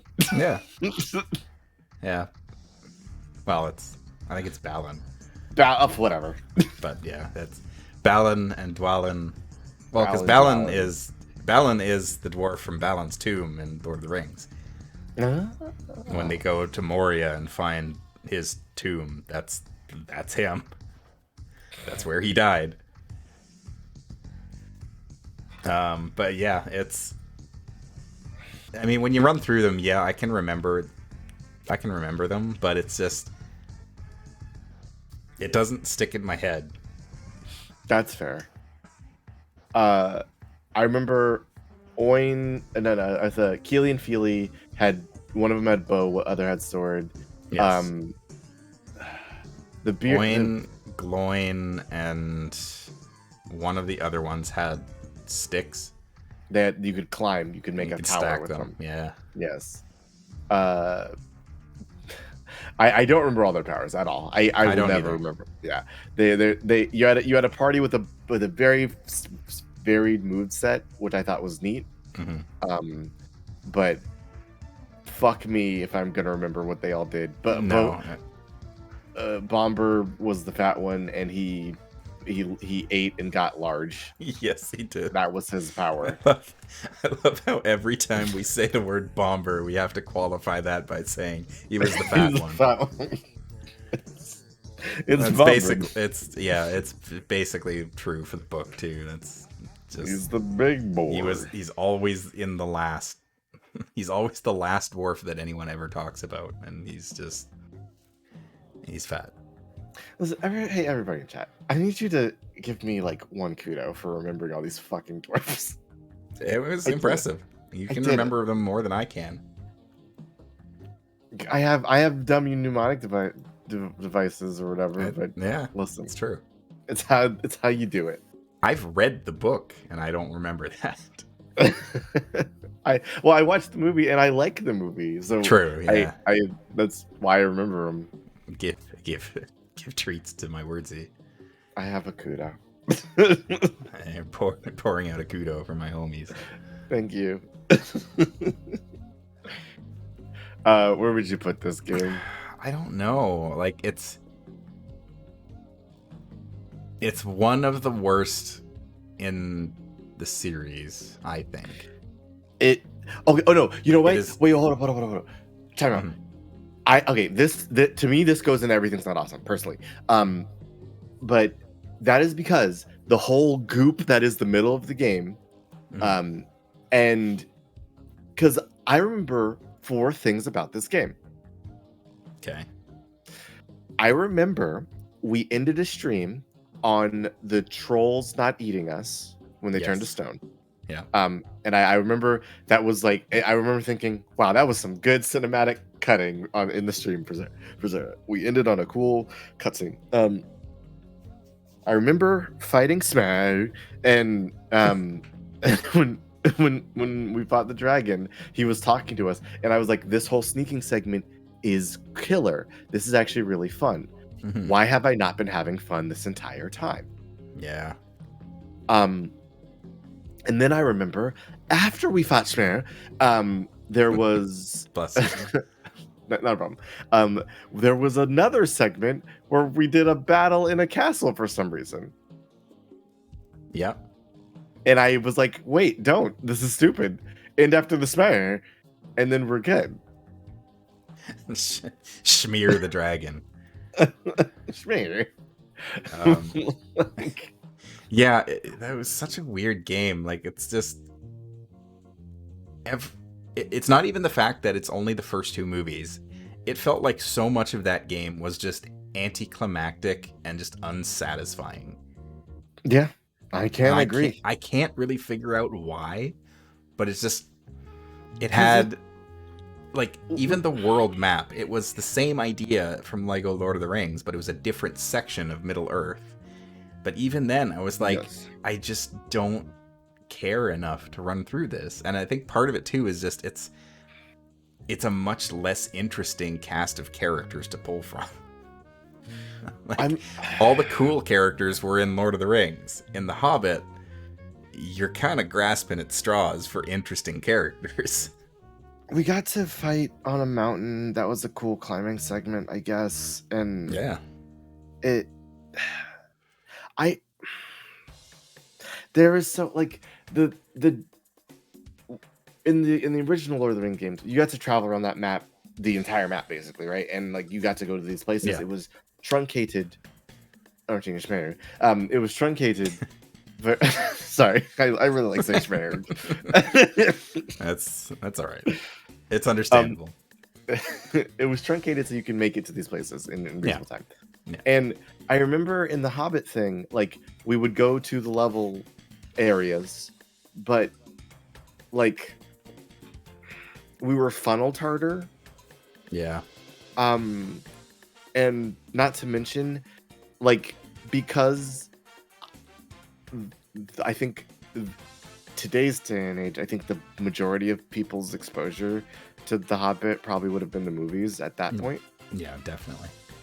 So they like hit all the movie high points with the barrels and the, you know, the dragon and melting the gold and shit and the madness. But there's bits and pieces of the written text that show up that are not, I don't think, realized well. Yeah. And Shelob says shit to me. Shelob is sexy woman now. It's canon. Stop that. Cut that shit out. I'm gonna lose it.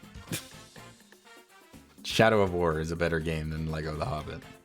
With the hot ladies frying in There's her. hot lady spiders. Yeah. Well, the one anyway. There's hot lady spider and hot man Sauron.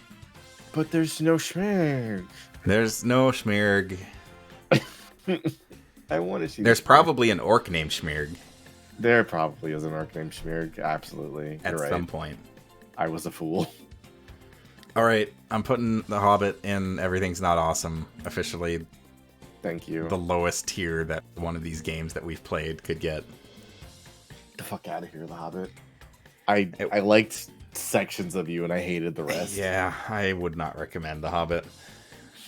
Time Just for a in game I general. would recommend. Yes, it's so Lego Batman 3. We return to the Batman universe for a third time, in which we go to space. This should have been called DC Superheroes. It should have been, because it involved a lot more DC superheroes. And villains teaming up together. Can't wait to meet Schmirg the Orc on Friday during Tales of Harbor. Oh no, I can't do it. The brainworm is there now. Schmirg. It's gonna happen. This was probably my favorite game. Interesting. I think this was very good. It was it was the logical next step for the Lego Batman games, because it's like Pio says, it's just they turned Lego Batman 2 into a comic book story where they just kind of said, all right, supervillains are doing stuff. Lego Batman 3, they were like, okay, we're gonna get crazy. Like, because we got the Lantern Corps, all of them, and they dropped it in and they just start throwing out like, yo, here's Indigo Lanterns, this is what they do to people. They used to be a prison colony, now they're mad chill. And like it's Larfleeze is there. You get to see a bunch of I learned more about DC lore playing this game than I think I've ever learned in my life. I would not shut up about it, so I can't blame you. I was there for it. I was interested by the Lantern Corps. I've always been interested by them. And it's just seeing all of them and kind of getting a rundown of like, okay, this is what their whole deal is. Like the Orange Lantern, for example. I didn't know it was just Larfleeze. It's just Larfleeze and all the guys he killed. Yeah. Which, it's crazy. And it's weird in the fact that it was very, like, comics accurate. Yes. The feeling that you got from Lego Lord of the Rings, I got from this game. I wanted to see all of this. It had tons of characters. It had a lot of unlockables. It had Conan O'Brien. It had Kevin Smith. It had Daffy Duck. I didn't care so much about that. Yo, Chief, I'm not gonna hold you. I could have done without Daffy Duck or Kevin Smith. Conan O'Brien was all right. He could stick around. He's fine. I was like,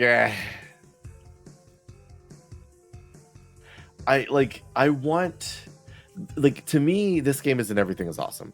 I really, really like this game personally. It did a lot of new stuff. It had a cliff at the end, but the story and the build up and seeing all the different planets and like comic book batshit it was really good. We're talking about the third Lego Batman game. Yeah. Lego Batman 3, the hub world was enormous. You had, like Gotham City, and then you also had the moon, and then you had all of the Lantern planets as well as their own little hub worlds. Yeah. Which, okay, here's the problem. This game was very good in that it had a ton of content. I love unlocking characters. I love, the story was fun and exciting. The problem is I dove into this game to do like a bunch of unlockables and try and unlock more characters. Sure. It was a grind fest. I never really ran into that because I didn't play them to do the catch up stuff like you did. So I just got to experience the story and then the fruits of your labor. Thank you for Giganta, by the way. I live to please. I appreciate that. the stupid setup with Ant managing it. You absolute asshole. Yeah, that was funny. It was like from without experiencing the grind, I just got to experience the fun parts of the game. Yeah. I and we both know me. I'm probably more willing to sit down for days on end to do one thing, right? I think I was just really interested into seeing like what else the game had to offer. Yeah. This is the one that I would 100%. I think you probably would have gotten a lot more out of it because going to all of these different planets, there was more Easter eggs and seeing like what characters you can unlock. It was fun, but I very explicitly remember getting to a point where I was like just getting frustrated with trying to unlock stuff because I was getting lost on these little planets and I just couldn't find the things I was looking for, and I just got to the point and I was so tired of hearing Daffy Duck talk. Yeah, well that's why I could live without Daffy Duck for sure. Daffy Duck was involved, like he was basically the quest giver for like I'd say like 75% of the side quests in the game. Oh, and it's just like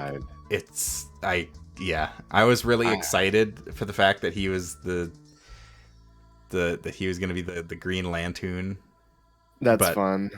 It was a fun cameo, but then he just kept talking, and it was like, okay, the bit has worn thin. I think this is a good place to find some ingredients. Is Donald Duck. Like you hear it once, you're like, stupid voice, but then you hear it 700 times, you're like, I gotta turn it off. I gotta go. This is too much. I can't handle it. I personally still say everything is awesome based on the core game. The post game stuff, I super understand. I would not be mad if it went to Never Want to Let Go. I personally will put it here just because I think the other DC game that we have yet to rank is the one that I would recommend. I would recommend them both, but I understand that as true.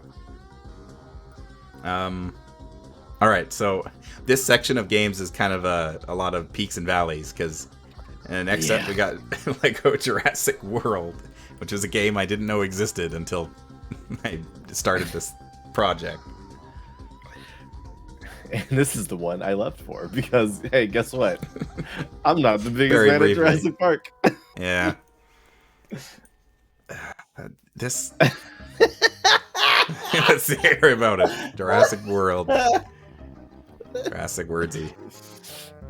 So I watched Jurassic Park as a kid, and it had left zero impact on me.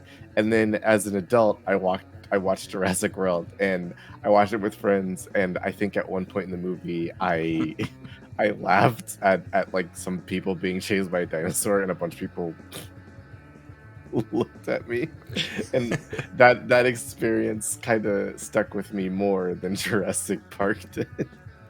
So I ended up liking it more, but that was because of the people I was with and stuff. Yeah. But I understand that Jurassic Park is a classic movie, and it's a good movie. It's just not a movie I personally care about. So I was happy to step aside for the queen, as it were. Yeah.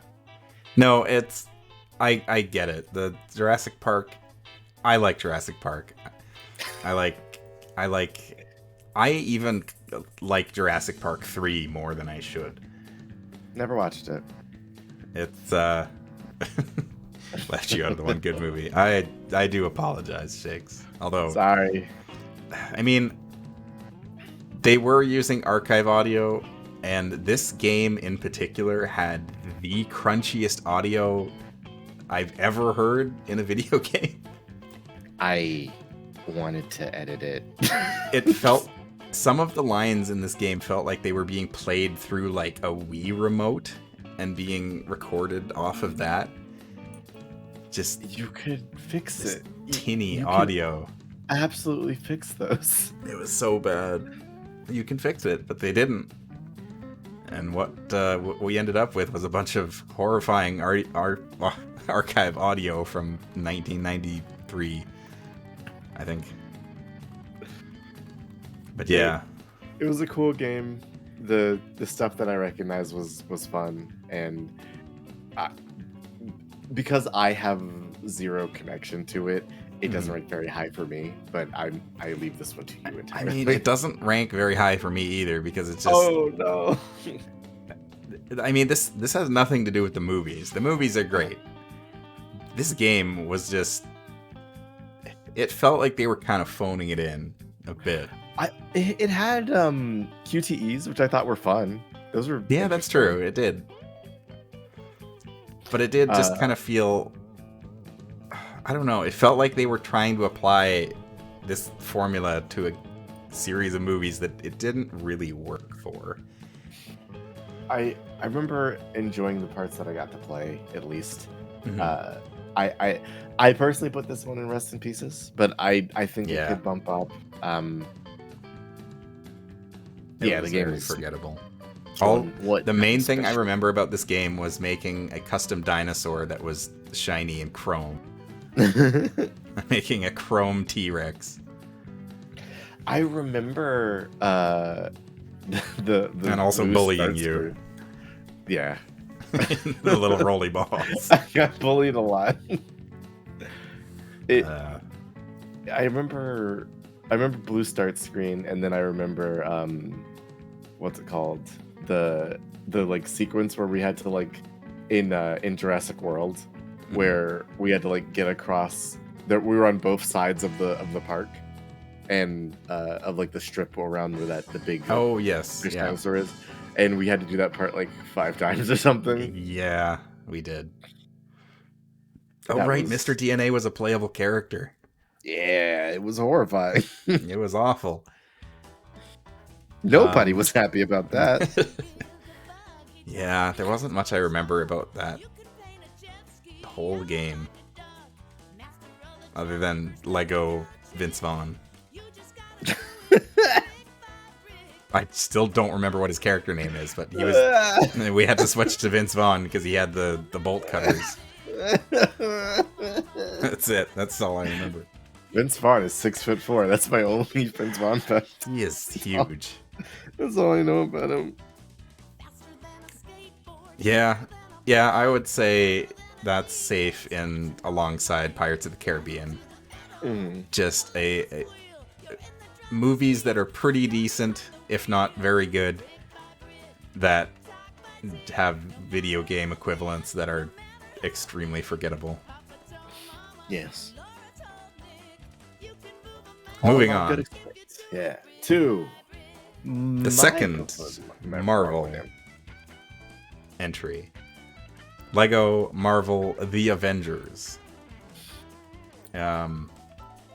Taking a departure from Marvel superheroes, which is to say, completely ignoring it, and making a game explicitly designed MCU. on the MCU.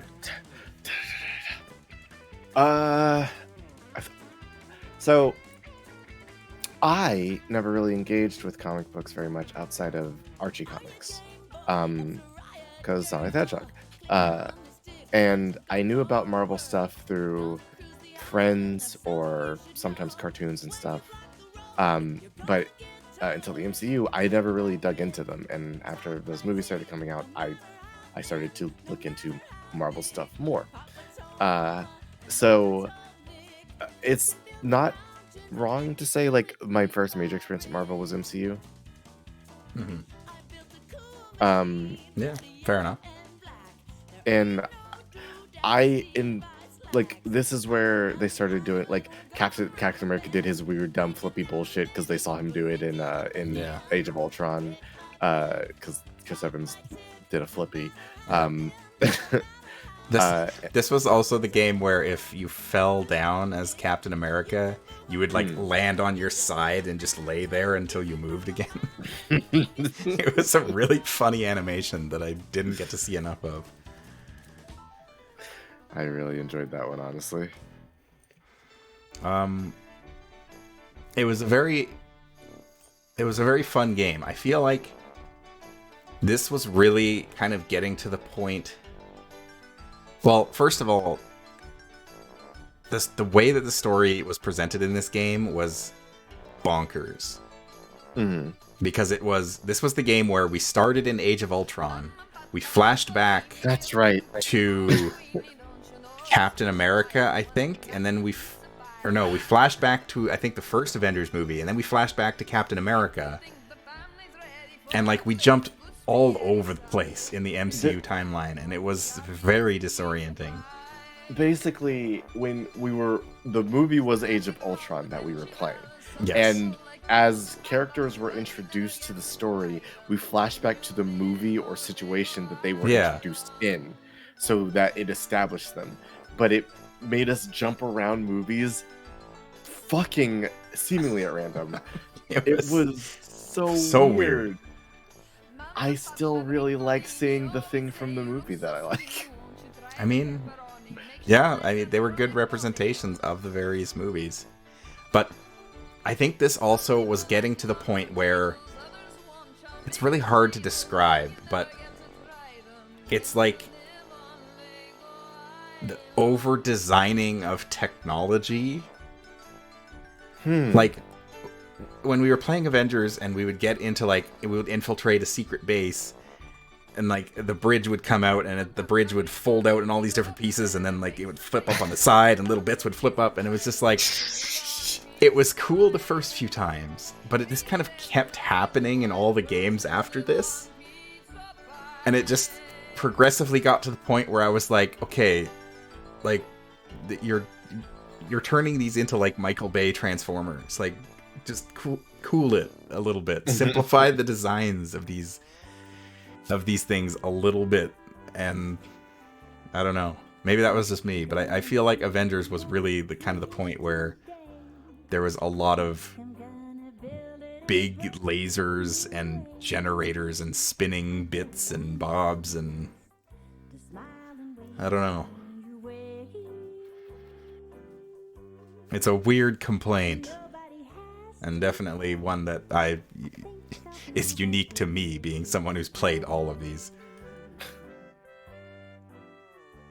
But yeah, I don't know. It was a weird game that was presented weirdly. It had fewer characters that I was interested in. Not to say that I wasn't interested in these characters, but it's like, you know, it's the MCU. I've seen all of this stuff. Mm-hmm. Having something, you know, a more original spin on things is more appealing for me personally. That's fair. It was a very fun game, but also this was also the game that had separate hub worlds. So you had New York, and then you had a separate hub world that was Hawkeye's ranch, and then there was, I think, a couple others too. It's where we did the Squirrel Girl. Yeah. That was Squirrel Girl's first appearance in a Lego game. So I gotta give props for that. She had a squirrel mech. That was very funny. But I just remember it was very frustrating traveling between hub worlds. Mm-hmm. For like trying to get, what the heck was it? Like you could only get, I think it was you could only get to the helicarrier from the New York map. So if you logged into the game and you were on any of the other maps, you then had to switch hub worlds to New York and then either fly up to the helicarrier or hit one of the pads that shot you up there. And then from the helicarrier, you've got access to like the bonus stuff. It was, I just remember the hub world being designed very badly in that game. But still, it was pretty fun. It was fun. I think it was my favorite. It's not the best one. I can say that. Um, I don't know, something about seeing things I recognize and then also seeing Yeah. other things that I recognize that aren't part of the MCU was cool. Mhm. I don't know. Yeah, I don't even think I'd put it in a Studley game. I'd put it in I Stepped on Better Bricks personally.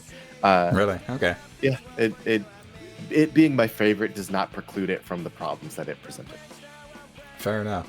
Yeah, Mhm. I think I would agree with that. I think it's not the best. It's very serviceable. If you've played all the other Marvel games, all the other Marvel Lego games, all 2 of them, and you're like, you really want some more,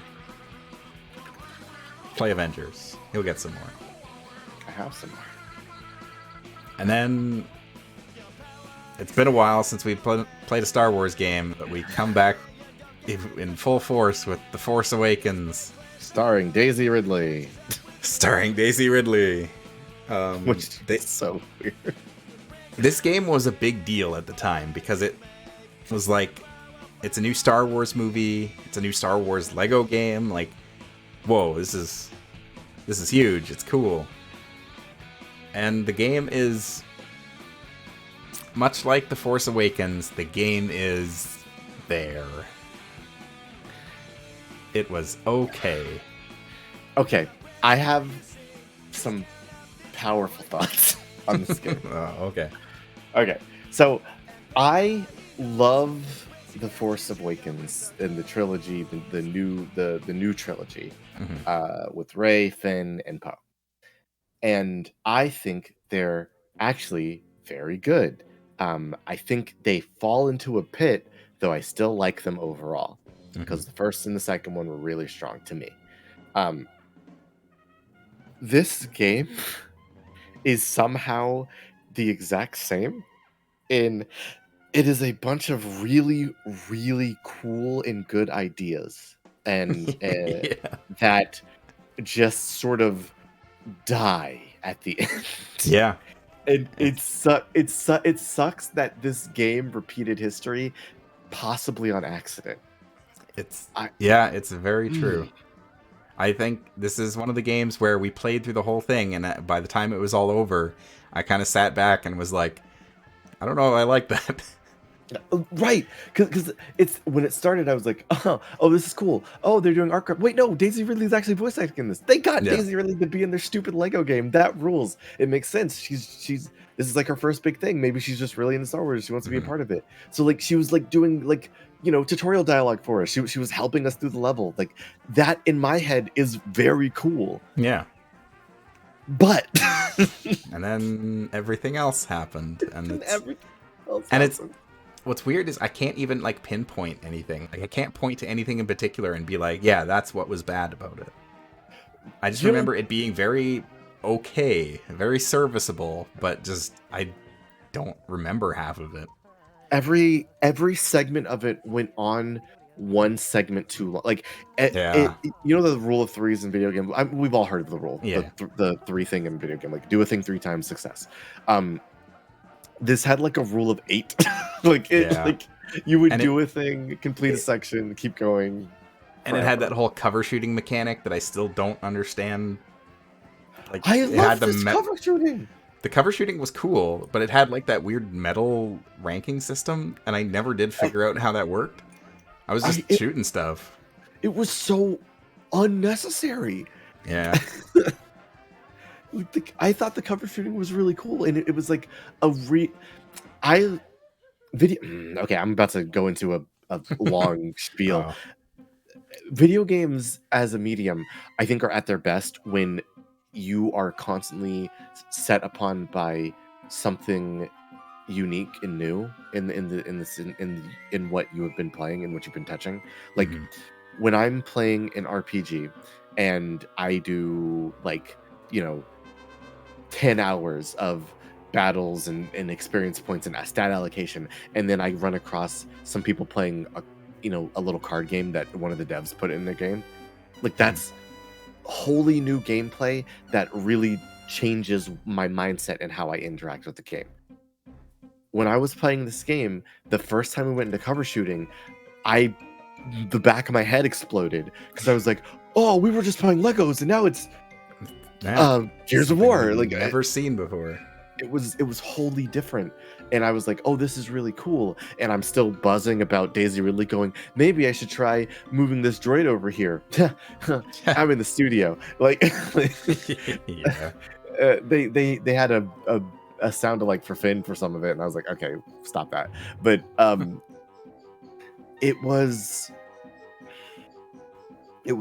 all in all really, really interesting, because it was the story of the movies, but they had to input things that didn't exist before. Yeah. Sorry, I don't mean to take up too much time. No, it's fine. I'm just trying to think of, like, again, I can't point to anything in particular that's bad about it, but it's just I can't really recommend it. It overstays its welcome in a couple spots. The things that are cool are not cool enough to like really suggest, hey, you really have you. This is not something that I would go, you have to check this out. This is something that if like somebody else liked The Force Awakens, it was like, oh, yo, this is a kind of cool thing they did. And Days of Release actually in it, and you know, like, Yeah. This is not something for everyone. I think this is a game that I would recommend the geek. Yeah. I agree. Do not play this game. It's you will probably not like this game. I will like this game. If you've played all the other Lego Star Wars games, including Skywalker Saga, and you're like, I need more Lego Star Wars content, okay. But otherwise, there are better Lego games to play. There's worse ones, but there's better ones. All right, so now we've reached the last stretch of 5 games. Lego Ninjago, the movie, the video game. Garbage. Really? Garbage. I didn't think it was that hated bad. this game. I hated it so much. See, okay. What's interesting is I didn't think it was that bad, but after hearing you talk about like how this is more based on the movie than the show, and how it's lacking out on like the much more interesting lore and cool things about Ninjago, I was like, I wish there was more of that in this game. I don't know anything about Ninjago, but I want more of that. The weird like mysticism and stuff in the show that like they built lore on, right? Because the movie is just like it's just the Lego movie jokes again. But it's just Lego movie jokes, but with you know, ninjas instead of generic Legos. in a mashup of media like labels and stuff like that. Yeah. And it's trying to be its own setting and everything, and it does the thing where it's like, hey, Lego joke, emotional moment, Lego joke, serious moment, Lego joke, emotional, like, fine, cool, show me the other cool stuff. The show was so much more interesting, and don't take my word for it. If you want to seek it out, I really recommend it. It's actually kind of cool, and they have people from the show in the game.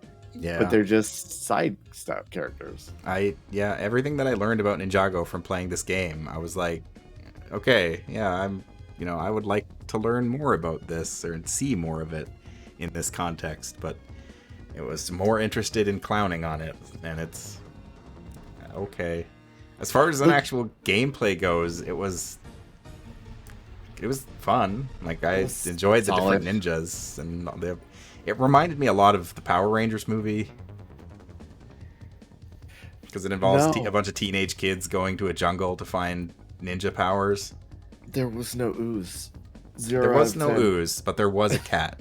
This is the only Lego game that had an actual realistic cat modeled. It was a monster cat. Sarah, put it where you wish. There's nothing that will save from me saying this is it. Everything's not awesome. I hate this game. I I listen, I was being like fun and jovial and wordsy for the stream. I was so mad every time we played this game. This game made me Wow. furious. Okay. Well, with that in mind, I don't think it's the worst we've ever played because from a purely like gameplay perspective, Mhm, it was a Lego game. It was fun. It also had mhm. it had the purple moment, or you flexed your purple magic, I your can't believe I purple did that. Ninjago. That was pure. I don't know how the fuck I accomplished that. And purple. Purple. What if it was purple? But yeah, I don't think it's the worst we've played. Do you remember think- the back half of that game?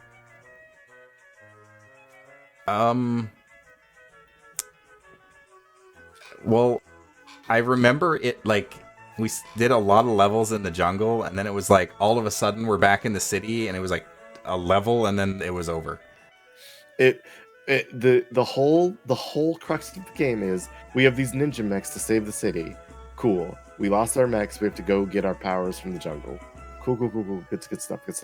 We go to the jungle. We go to the top of the mountain. Awesome, fun, good stuff. Everybody gets ninja powers through cutscenes and shit, and then we show back up and do the tornado of creation. We did it. We're the strongest. Yeah.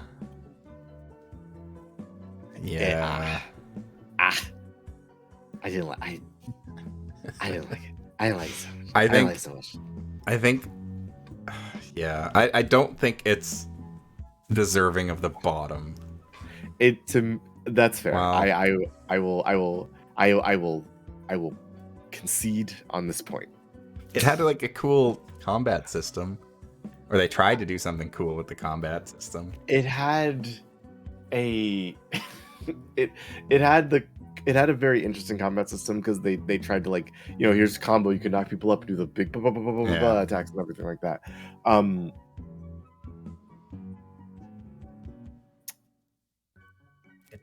You know what actually got me, Sarah?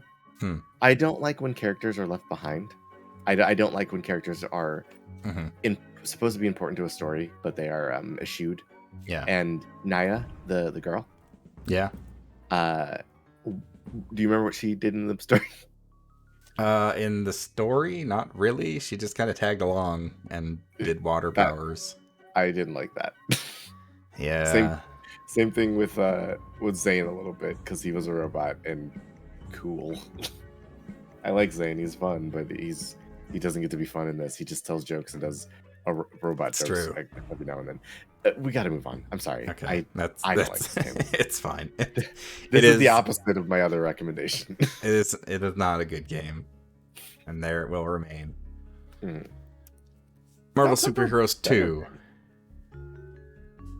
It's Marvel Superheroes 2 was a game I was really excited for because I was like, this is going to be the Lego Batman 3 of the Marvel games, where they just go buck wild with all of this crazy Marvel stuff.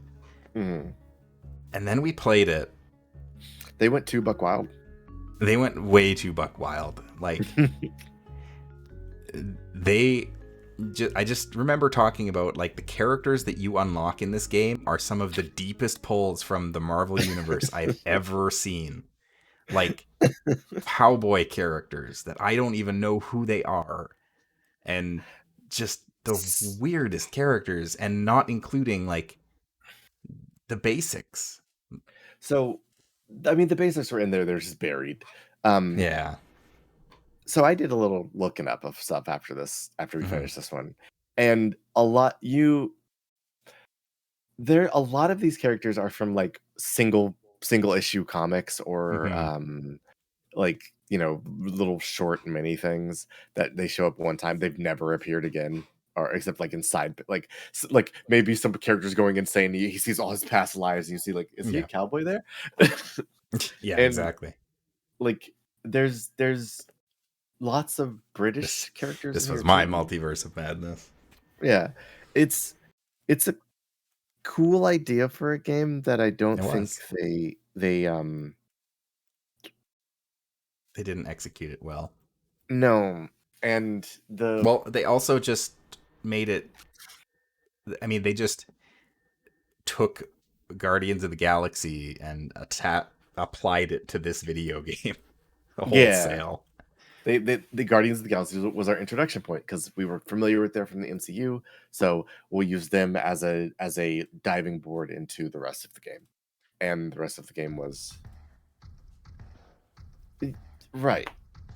Yeah. I want like I want this game to get a second pass and for someone to try it again because Yeah. I think it was cool. I think Kang was cool. Yeah, Kang was a great villain. He was funny. I think I think a lot of the segments were interesting and like the just a little one-off like encounter things they did like with the giant fight outside with Kang. I was like that rules. Uh-huh. Some of the like the D-list pools.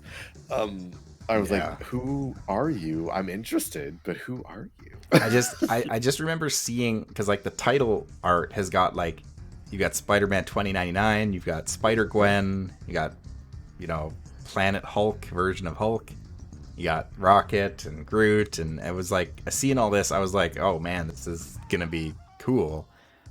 And it just was all over the place, too much so. And the hub world was super confusing to navigate. It was so big. It was really big. There was so much to do. It was very overwhelming. Fin Fang Boom was in this one. He was huge. He was big. He was the biggest big because he could get bigger. Yeah. Because he's the giant dragon.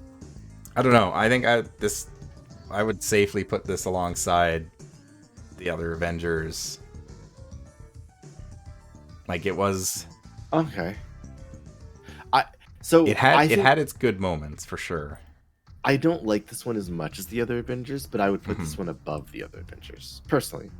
I think the good moments were higher highs, and it introduced it. I learned something with this game with like Black Bolt and Hair Lady, his wife, and some of the other like superheroes and stuff.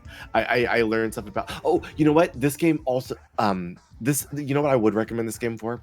This game has the character profiles as you unlock characters, and I find those fascinating. It also has the character customizer, not as relevant as in DC superheroes, but this was the first example of it having a very robust character creator.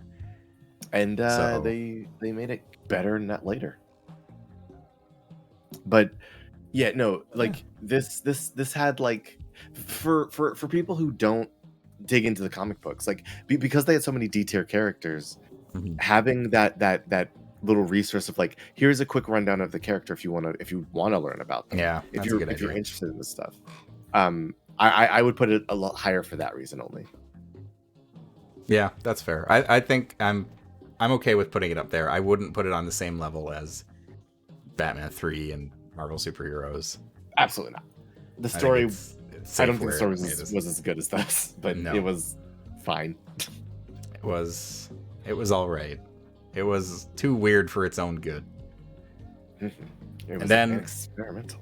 From that weird trip, we took a big throwback to like a classic Lego game with Lego The Incredibles. Kids?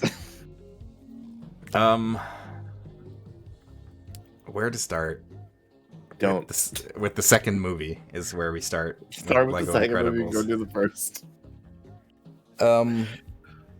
I don't remember a whole lot from this game. I don't remember it being particularly bad. We got soft locked on the island with Syndrome. We did. We fell through a plane. That was a cool moment. I remember Dory. That was a pretty funny bit. All the Pixar characters. That was like the one thing that I was like, okay, I have to see this. Those were highlights, I feel. The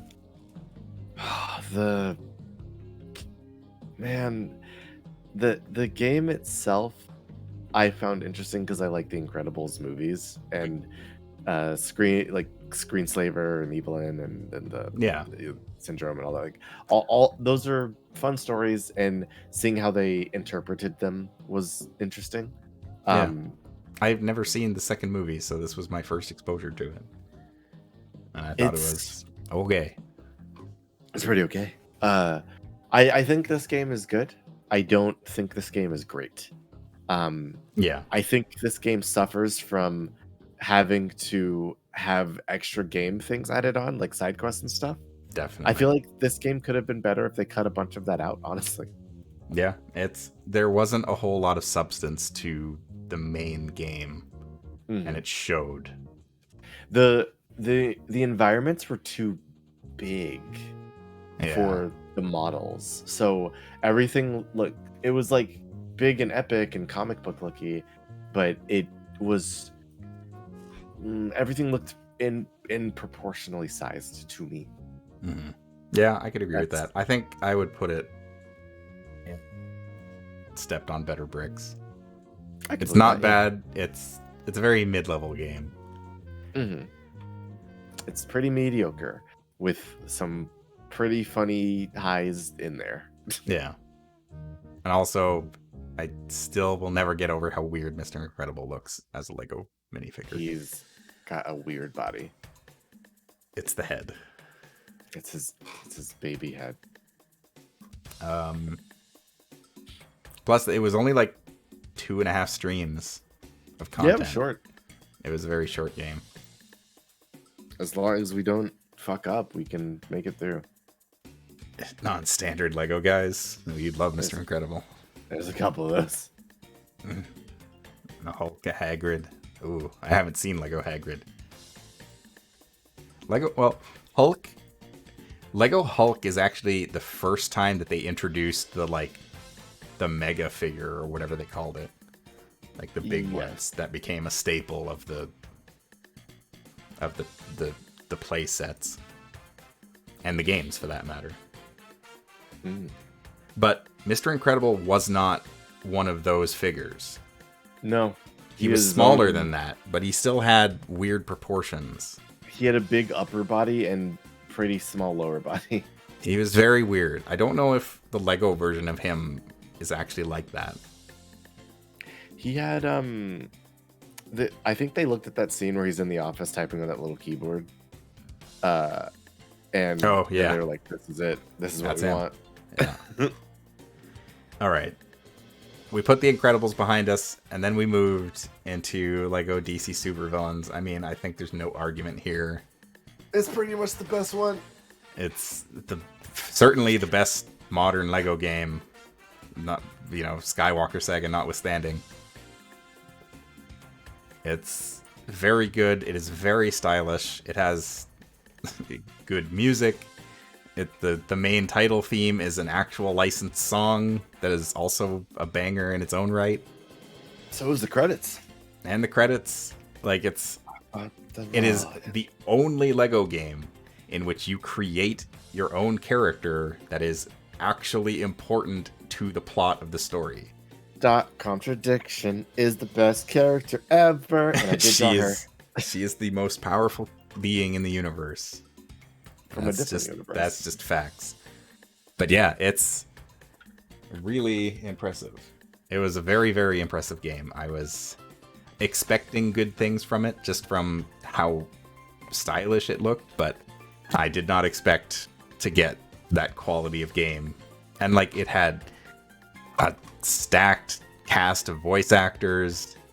It was one of the best of the series, voice acting wise. Yeah, it had everybody. Mark Hamill, Kevin Conroy. God. Mark Hamill, Kevin Conroy, Clancy Brown. It was Lex Lang, everybody. My guy, Lex Lang. It was just all around. Plus, it's got the updated version of Harley that I like a lot. She was riding around on roller skates. It was every character had a lot of personality. Even though it was still it was confusing because you had the Justice League and then you had I still can't remember the name.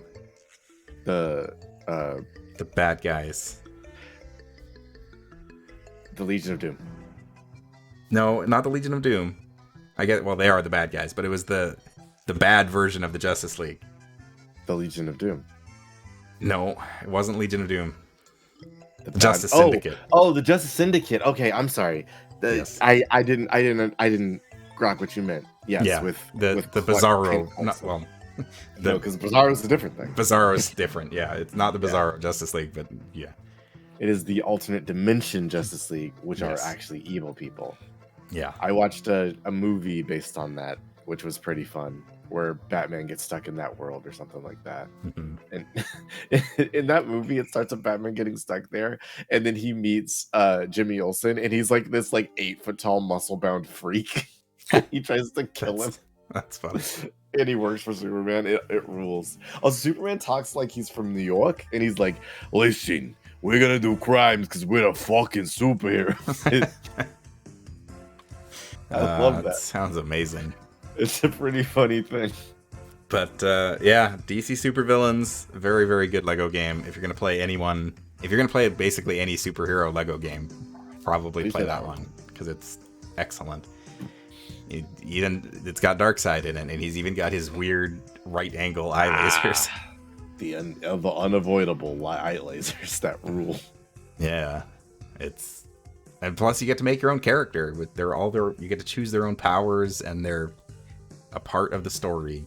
It's very good. Go play that one.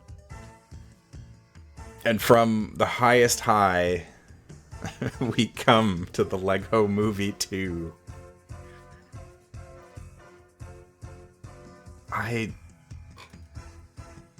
You like making people? I would highly recommend that you get this one, Shakes. You could probably have a lot of fun with Character Creator.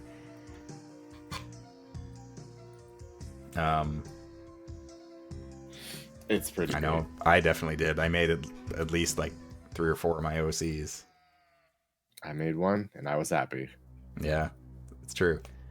Well, I basically made a new OC with the .contradiction. I really like .com. I didn't expect her to stick around as long as she did, but it was just after one stream, I was like, "Yep, I'm sold." I want to play Mask again so I can put .com contradiction in it. She's just really funny. Missing tooth. She's so powerful and so goofy. Yeah, she is. The fact that it was a Lego game helped so much because she's just mute and she's just so goofy. They keep calling attention that she's mute, and I think it's hilarious every time. When she's absorbing the power from the mother box, and people are bothering her, she's like, "Stop! I'm trying to busy." It ruled. It was so funny. It's very good. Everybody go play that game. Don't play Lego Movie 2 unless you want a completely different game experience. It's so weird. I don't even think it's bad. I just think it's not the Lego games. It's not bad at all, but it's not like any of the other games that are pictured here. No. It's like I said, they took Lego Worlds and applied this filter to it and was like, okay, that's a new game now. It's like they were planning Lego Movie 2 DLC for Lego Worlds, but instead they were like, you know what? Let's make it a game.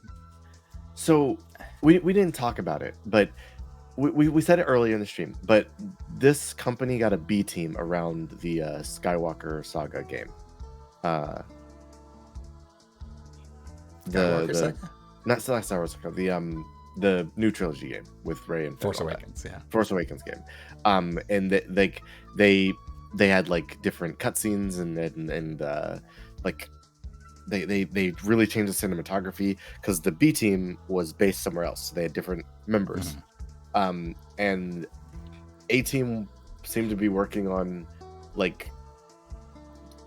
the larger projects, and B team seemed to be working on the smaller stuff. Not that this was a super small game in the Force Awakens game, but it showed their different vision. Yeah, and definitely. You saw it again with Incredibles, the change in how everything was presented to the player. Yeah. This seemed like a B team game or the C team game where Yeah. they were like, yo, y'all, here are the assets. Here's a list of requirements you have to have in it. Figure it out. And Can we have cutscenes from the movie? No. no, you get one. Nah, fine, you get one. Yeah, you get You one. get one. This game had like I know I mentioned it while we were playing it, but it's like we came off of a game in which you had a character creator where every character had their own unique combination of powers, and you could make them to you could build whatever you wanted, and then you could go and use this character to go, unlock secrets and whatnot. In the Lego Movie 2, everyone has the same abilities. I played through the majority of that game as a skeleton. Yep. And it didn't affect anything at all. Because it didn't matter. Because it was just Nothing mattered. If they just said this is free roam mode from the beginning, you can be anybody and experience the story of Lego through from Boney McBonerson's eyes. Yeah, and then Absolutely fair. we blazed through the story of this game in 2 streams. We got to the end, and there was no climax. The climax was we sort of fought the ship of the invader from the little sister, Yeah. and then we got a big cutscene that explained the end of the movie in 2 seconds with no build up Yep. to it. It was Yep. so tragic. We didn't even fight the actual villain of the movie in the twist ending. The villain of the movie was just like, I'm gonna disappear now, bye.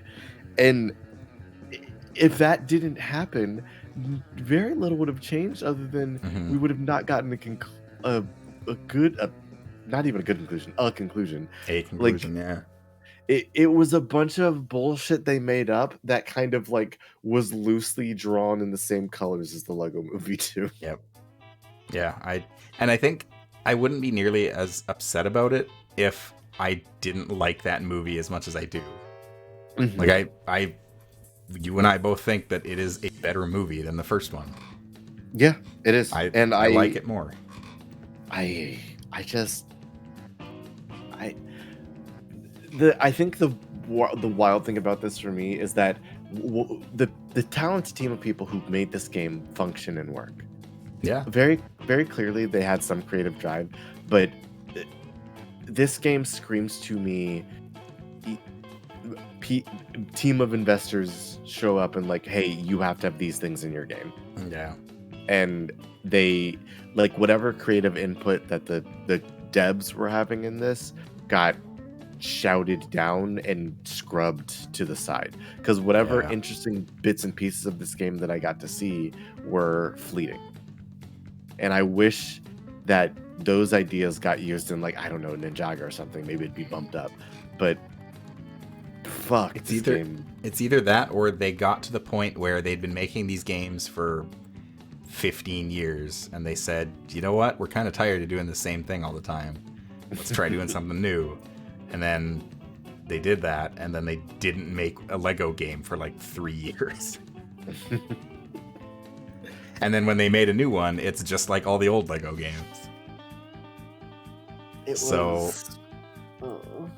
an unfortunate misstep, but if you really like Lego Worlds and you want more of that, play Lego Movie 2. It's not a bad game. It's not these other Lego games. It's not what you would expect from everything else that is here.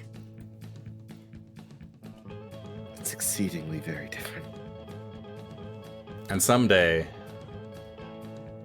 the Skywalker saga will happen, but today is not that day.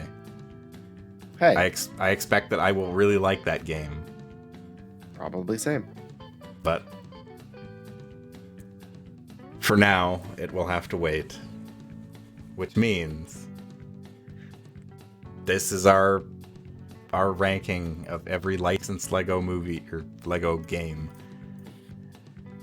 that has been released since 2000 6.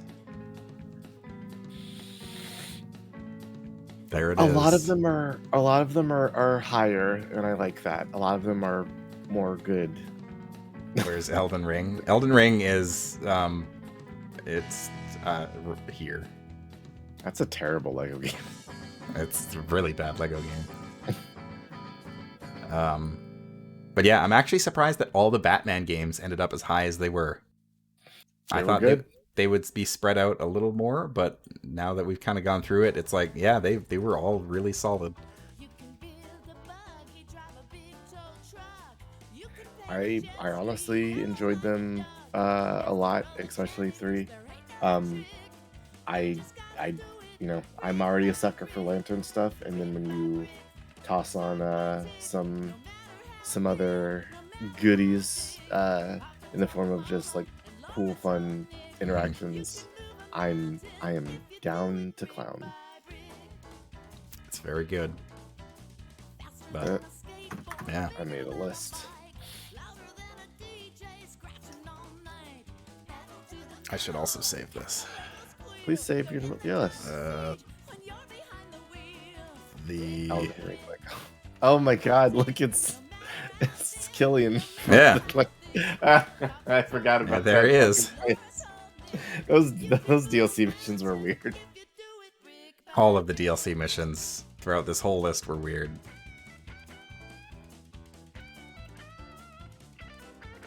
There it Hey is. guys, thanks for watching. I hope you enjoyed all the Legos. It was an awful lot of Lego. But I would lie if I said I didn't enjoy the vast majority of it. Same. I really enjoyed the vast majority of it. The parts I didn't like were venomous. Yeah. For having not played like 90% of this list, I was pleasantly surprised with how much of it is what I expected and also not what I expected. Every time I was surprised. I think if you go back to watch any of these videos on YouTube, please go watch their YouTube stuff. There is a big part of me that's very happy about every time we went to a new game and and I was like, oh, new stuff. They're doing a big. Yeah. I was having a good time with every time we swapped to a new game, because seeing what came before and where they had gone, how they had improved, was so cool. It was like watching people like just exponentially grow was fascinating. But some of the licensed games like Ninjago, Jurassic Park, the Pirates of the Caribbean, like a lot of those are lower in the list. Yeah. And they are, I think those are like eat your vegetables, pay the bills games, not necessarily the things they wanted to make. True. And the Batman games, the Star Wars games, I think those are the things they've always wanted to make. Yeah. They Their passion definitely showed through the Batman games from start to finish, basically. Do you think I'll ever truly be free of Lego games? Judging from how well Skywalker Saga has been doing, probably not. I think they'll be making more. But that will be for future stuff. I myself will never be free of Lego because I love Lego. There was a Lego set earlier today that I was looking at. I was like, I wonder if I should buy that. It's very good. It is a like miniature diorama of the trench run from episode 4. It's a newer set and it looks really cool. It's like a little collector's thing. It's expensive, as most of the collector's Lego is, but it's cool. Lego Avatar? I hope not. I sincerely hope not. Oh boy. How can we make Avatar relevant for the next 20 years? Oh, there's a new game coming out. Release 2 movies. There you go. Oh man, are you watching those when they come out? I don't know. I don't care. I watched the first one in the theater, and it's like, I don't... Okay. Like, Again, I watched that movie and it's the same thing as Harry Potter. I don't understand how anyone can watch that and be like so into it. I just don't get it. I don't see the appeal of that world. For me, I see the appeal of Harry Potter. I don't see the appeal of the Avatar world. I like the only reason I like that movie was what was her name? The pilot. Her name's Letty in Fast and Furious, and I was just watching that, so that's what I remember. Oh, is it Michelle Rodriguez? Michelle Rodriguez, yes. Yeah. I normally remember her from IGPX, but yeah, that because anime. But I remember her from Lost. That's fair. Like Avatar it's a big, giant, expansive world, and it's cool to look at, and it's beautiful, and imagining yourself in that place is, I think for the average person, probably really fun. Mm-hmm. Winter, you don't think anyone liked Avatar? I know for a fact that you are wrong. So many people like Avatar. I have seen a truck. Hang on. I can go outside this room and talk about Avatar, and 4 people will come upstairs and be like, "Oh, for that movie rules." So many people like Avatar. Okay, hang on. It's a real normal movie. Got him. I have seen this truck in person. It's in Edmonton. This truck has got Avatar plastered all over it with Neytiri written on the back and a Neytiri license plate. This truck exists. I've seen it with my own 2 eyes. More people than we think. So, like, guys, I always think about this. Like, I know we all generally have like a smattering of similar interest, and I think it's clear that a lot of people here maybe don't like Avatar. We are not the audience for Avatar. No, we are not. It is not for us. And I don't get it. The audience for Avatar is gigantic. Those people are out there. There's so many. And I will never be one of them. I mean, who knows? Maybe one of the sequels will be like, change my mind, but probably not.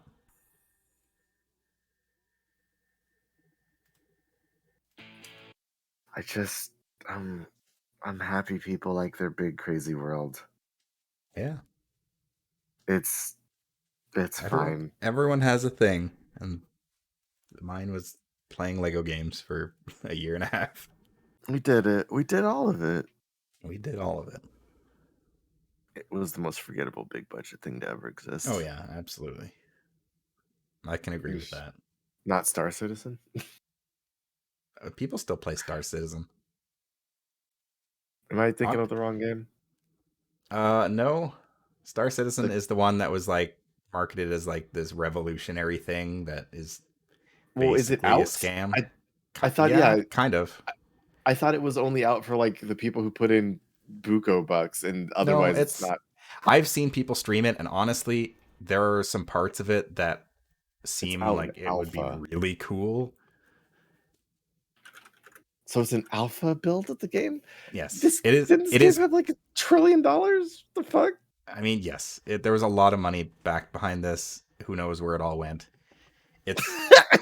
I would never recommend spending money, but I have seen people stream it. It is functional. It is in a playable state. And there's some part of it that I have seen that I'm like, I wouldn't mind getting people together to play this at some point. But I saw that it's fun. I would never pay any amount of money for that mess. Is Star Citizen coming out for PC? The crowdfunding video game Star Citizen is going to be one of the biggest game titles of 2015. Yeah, that about sums it up. You want to play Pulsar again? Oh, it's coming. Oh man.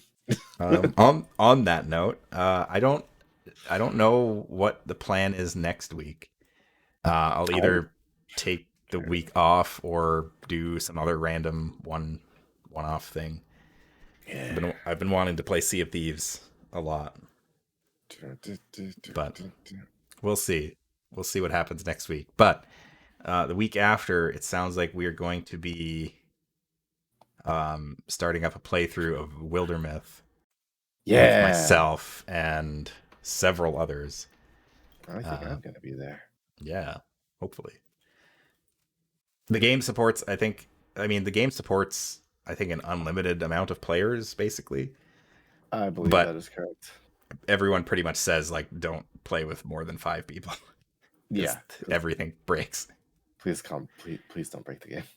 So yeah, we'll be playing Wildermyth. We'll be making wacky characters and going on all kinds of shenanigans with them, saving the world, possibly dying.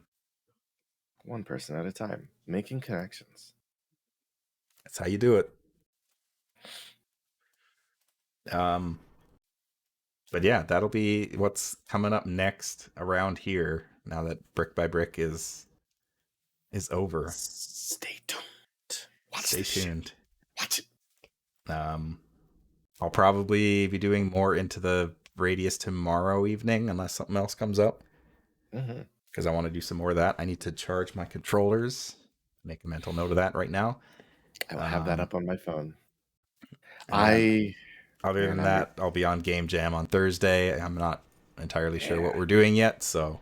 Oh, we're playing 2 games. Oh, yeah. Yeah, we're playing 2 games. 2 games. Yeah, it should be a fun time. Also, I'm doing another thing on this week. On Friday, Tales of Harbor Season 3. Hey, it's time Season for more 3. tabletop. Season 3, yeah. How long was I asleep? Over. Episode 3 of Season 2, sorry. Yeah. More tabletop fun. If you like to see dice rolling and hear me talk about it and hear things that help me write, then come over to twitch.tv/Wordse where you can hear me make many a joke about Chad. Things are ramping up now. It's exciting. Yeah, things are happening. It's gonna be a good time. I'm pretty excited to see where things go. Season 3 is Ifrit season. 3 already. But yeah, that'll be Friday. And what else do we have going on? You started to choose your own adventure thing on Twitter. I did. Color Quest. Yeah, I was just thinking about that earlier. It's so I've started choose your own adventures before, but I need to make myself focus on one. So I really like doing them. If you want to help me make a detective story happen, because I've been thinking about murder mysteries a lot. For many a reason. Thank you, Sarah. You can help decide what happens in the story. We're playing as a detective who has the power to change the color of things because color has been stolen from the world. So I will be making little puzzles and mysteries based around changing the color of objects in the scene. So hopefully that will be fun. Also, while you're at Wordse_VO, if you look at the rest of my tweets there, on my pinned tweet, I'm hosting a writing contest. Running until next month. If you're interested in creative writing in any way, shape, or form, short story, poem, whatever, I encourage you to give it a shot. It's, I don't know, worst thing that can happen is you write something, right? I mean, yeah. Yeah. I hope you are out. If you're out there and interested, you take the time to consider it, because I would love to read any words that anybody wants to put on paper. I like hearing voices of people, and stories and poetry are some of the clearest ways to hear somebody's voice. It's pretty cool. I've got Yeah. an idea. See if I actually write it. I hope you do. But yeah. I'm gonna choke man slam myself in excitement. Please restrain yourself. In any event, that about does it. That's it for Brick by Brick. The final brick has been placed. It's been placed. Now we pick up the finished Lego and smash it on the ground. We throw it on the ground and walk away for somebody else to clean up. Yep. It's true. Thank you guys for watching all of these. Yes, thank you all for watching. It has been a blast. We are going to raid Turian's Gone Wild, playing Silent Hill. Spooky. Spooky game. I have not played any of the Silent Hill games. I feel like I would like them, but I have not played them. Spooky. Spooky. Very spooky. What's the raid phrase for the last brick?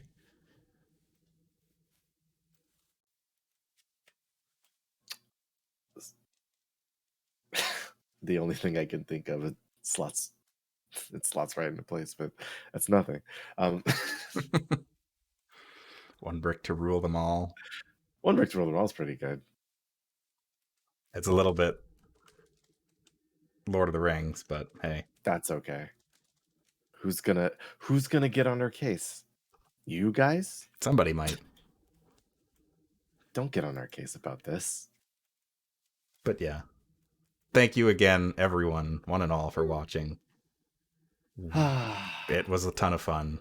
It was. I had a lot of fun doing this. And we will see you next time for whatever it is that comes next. Can't wait. Goodbye.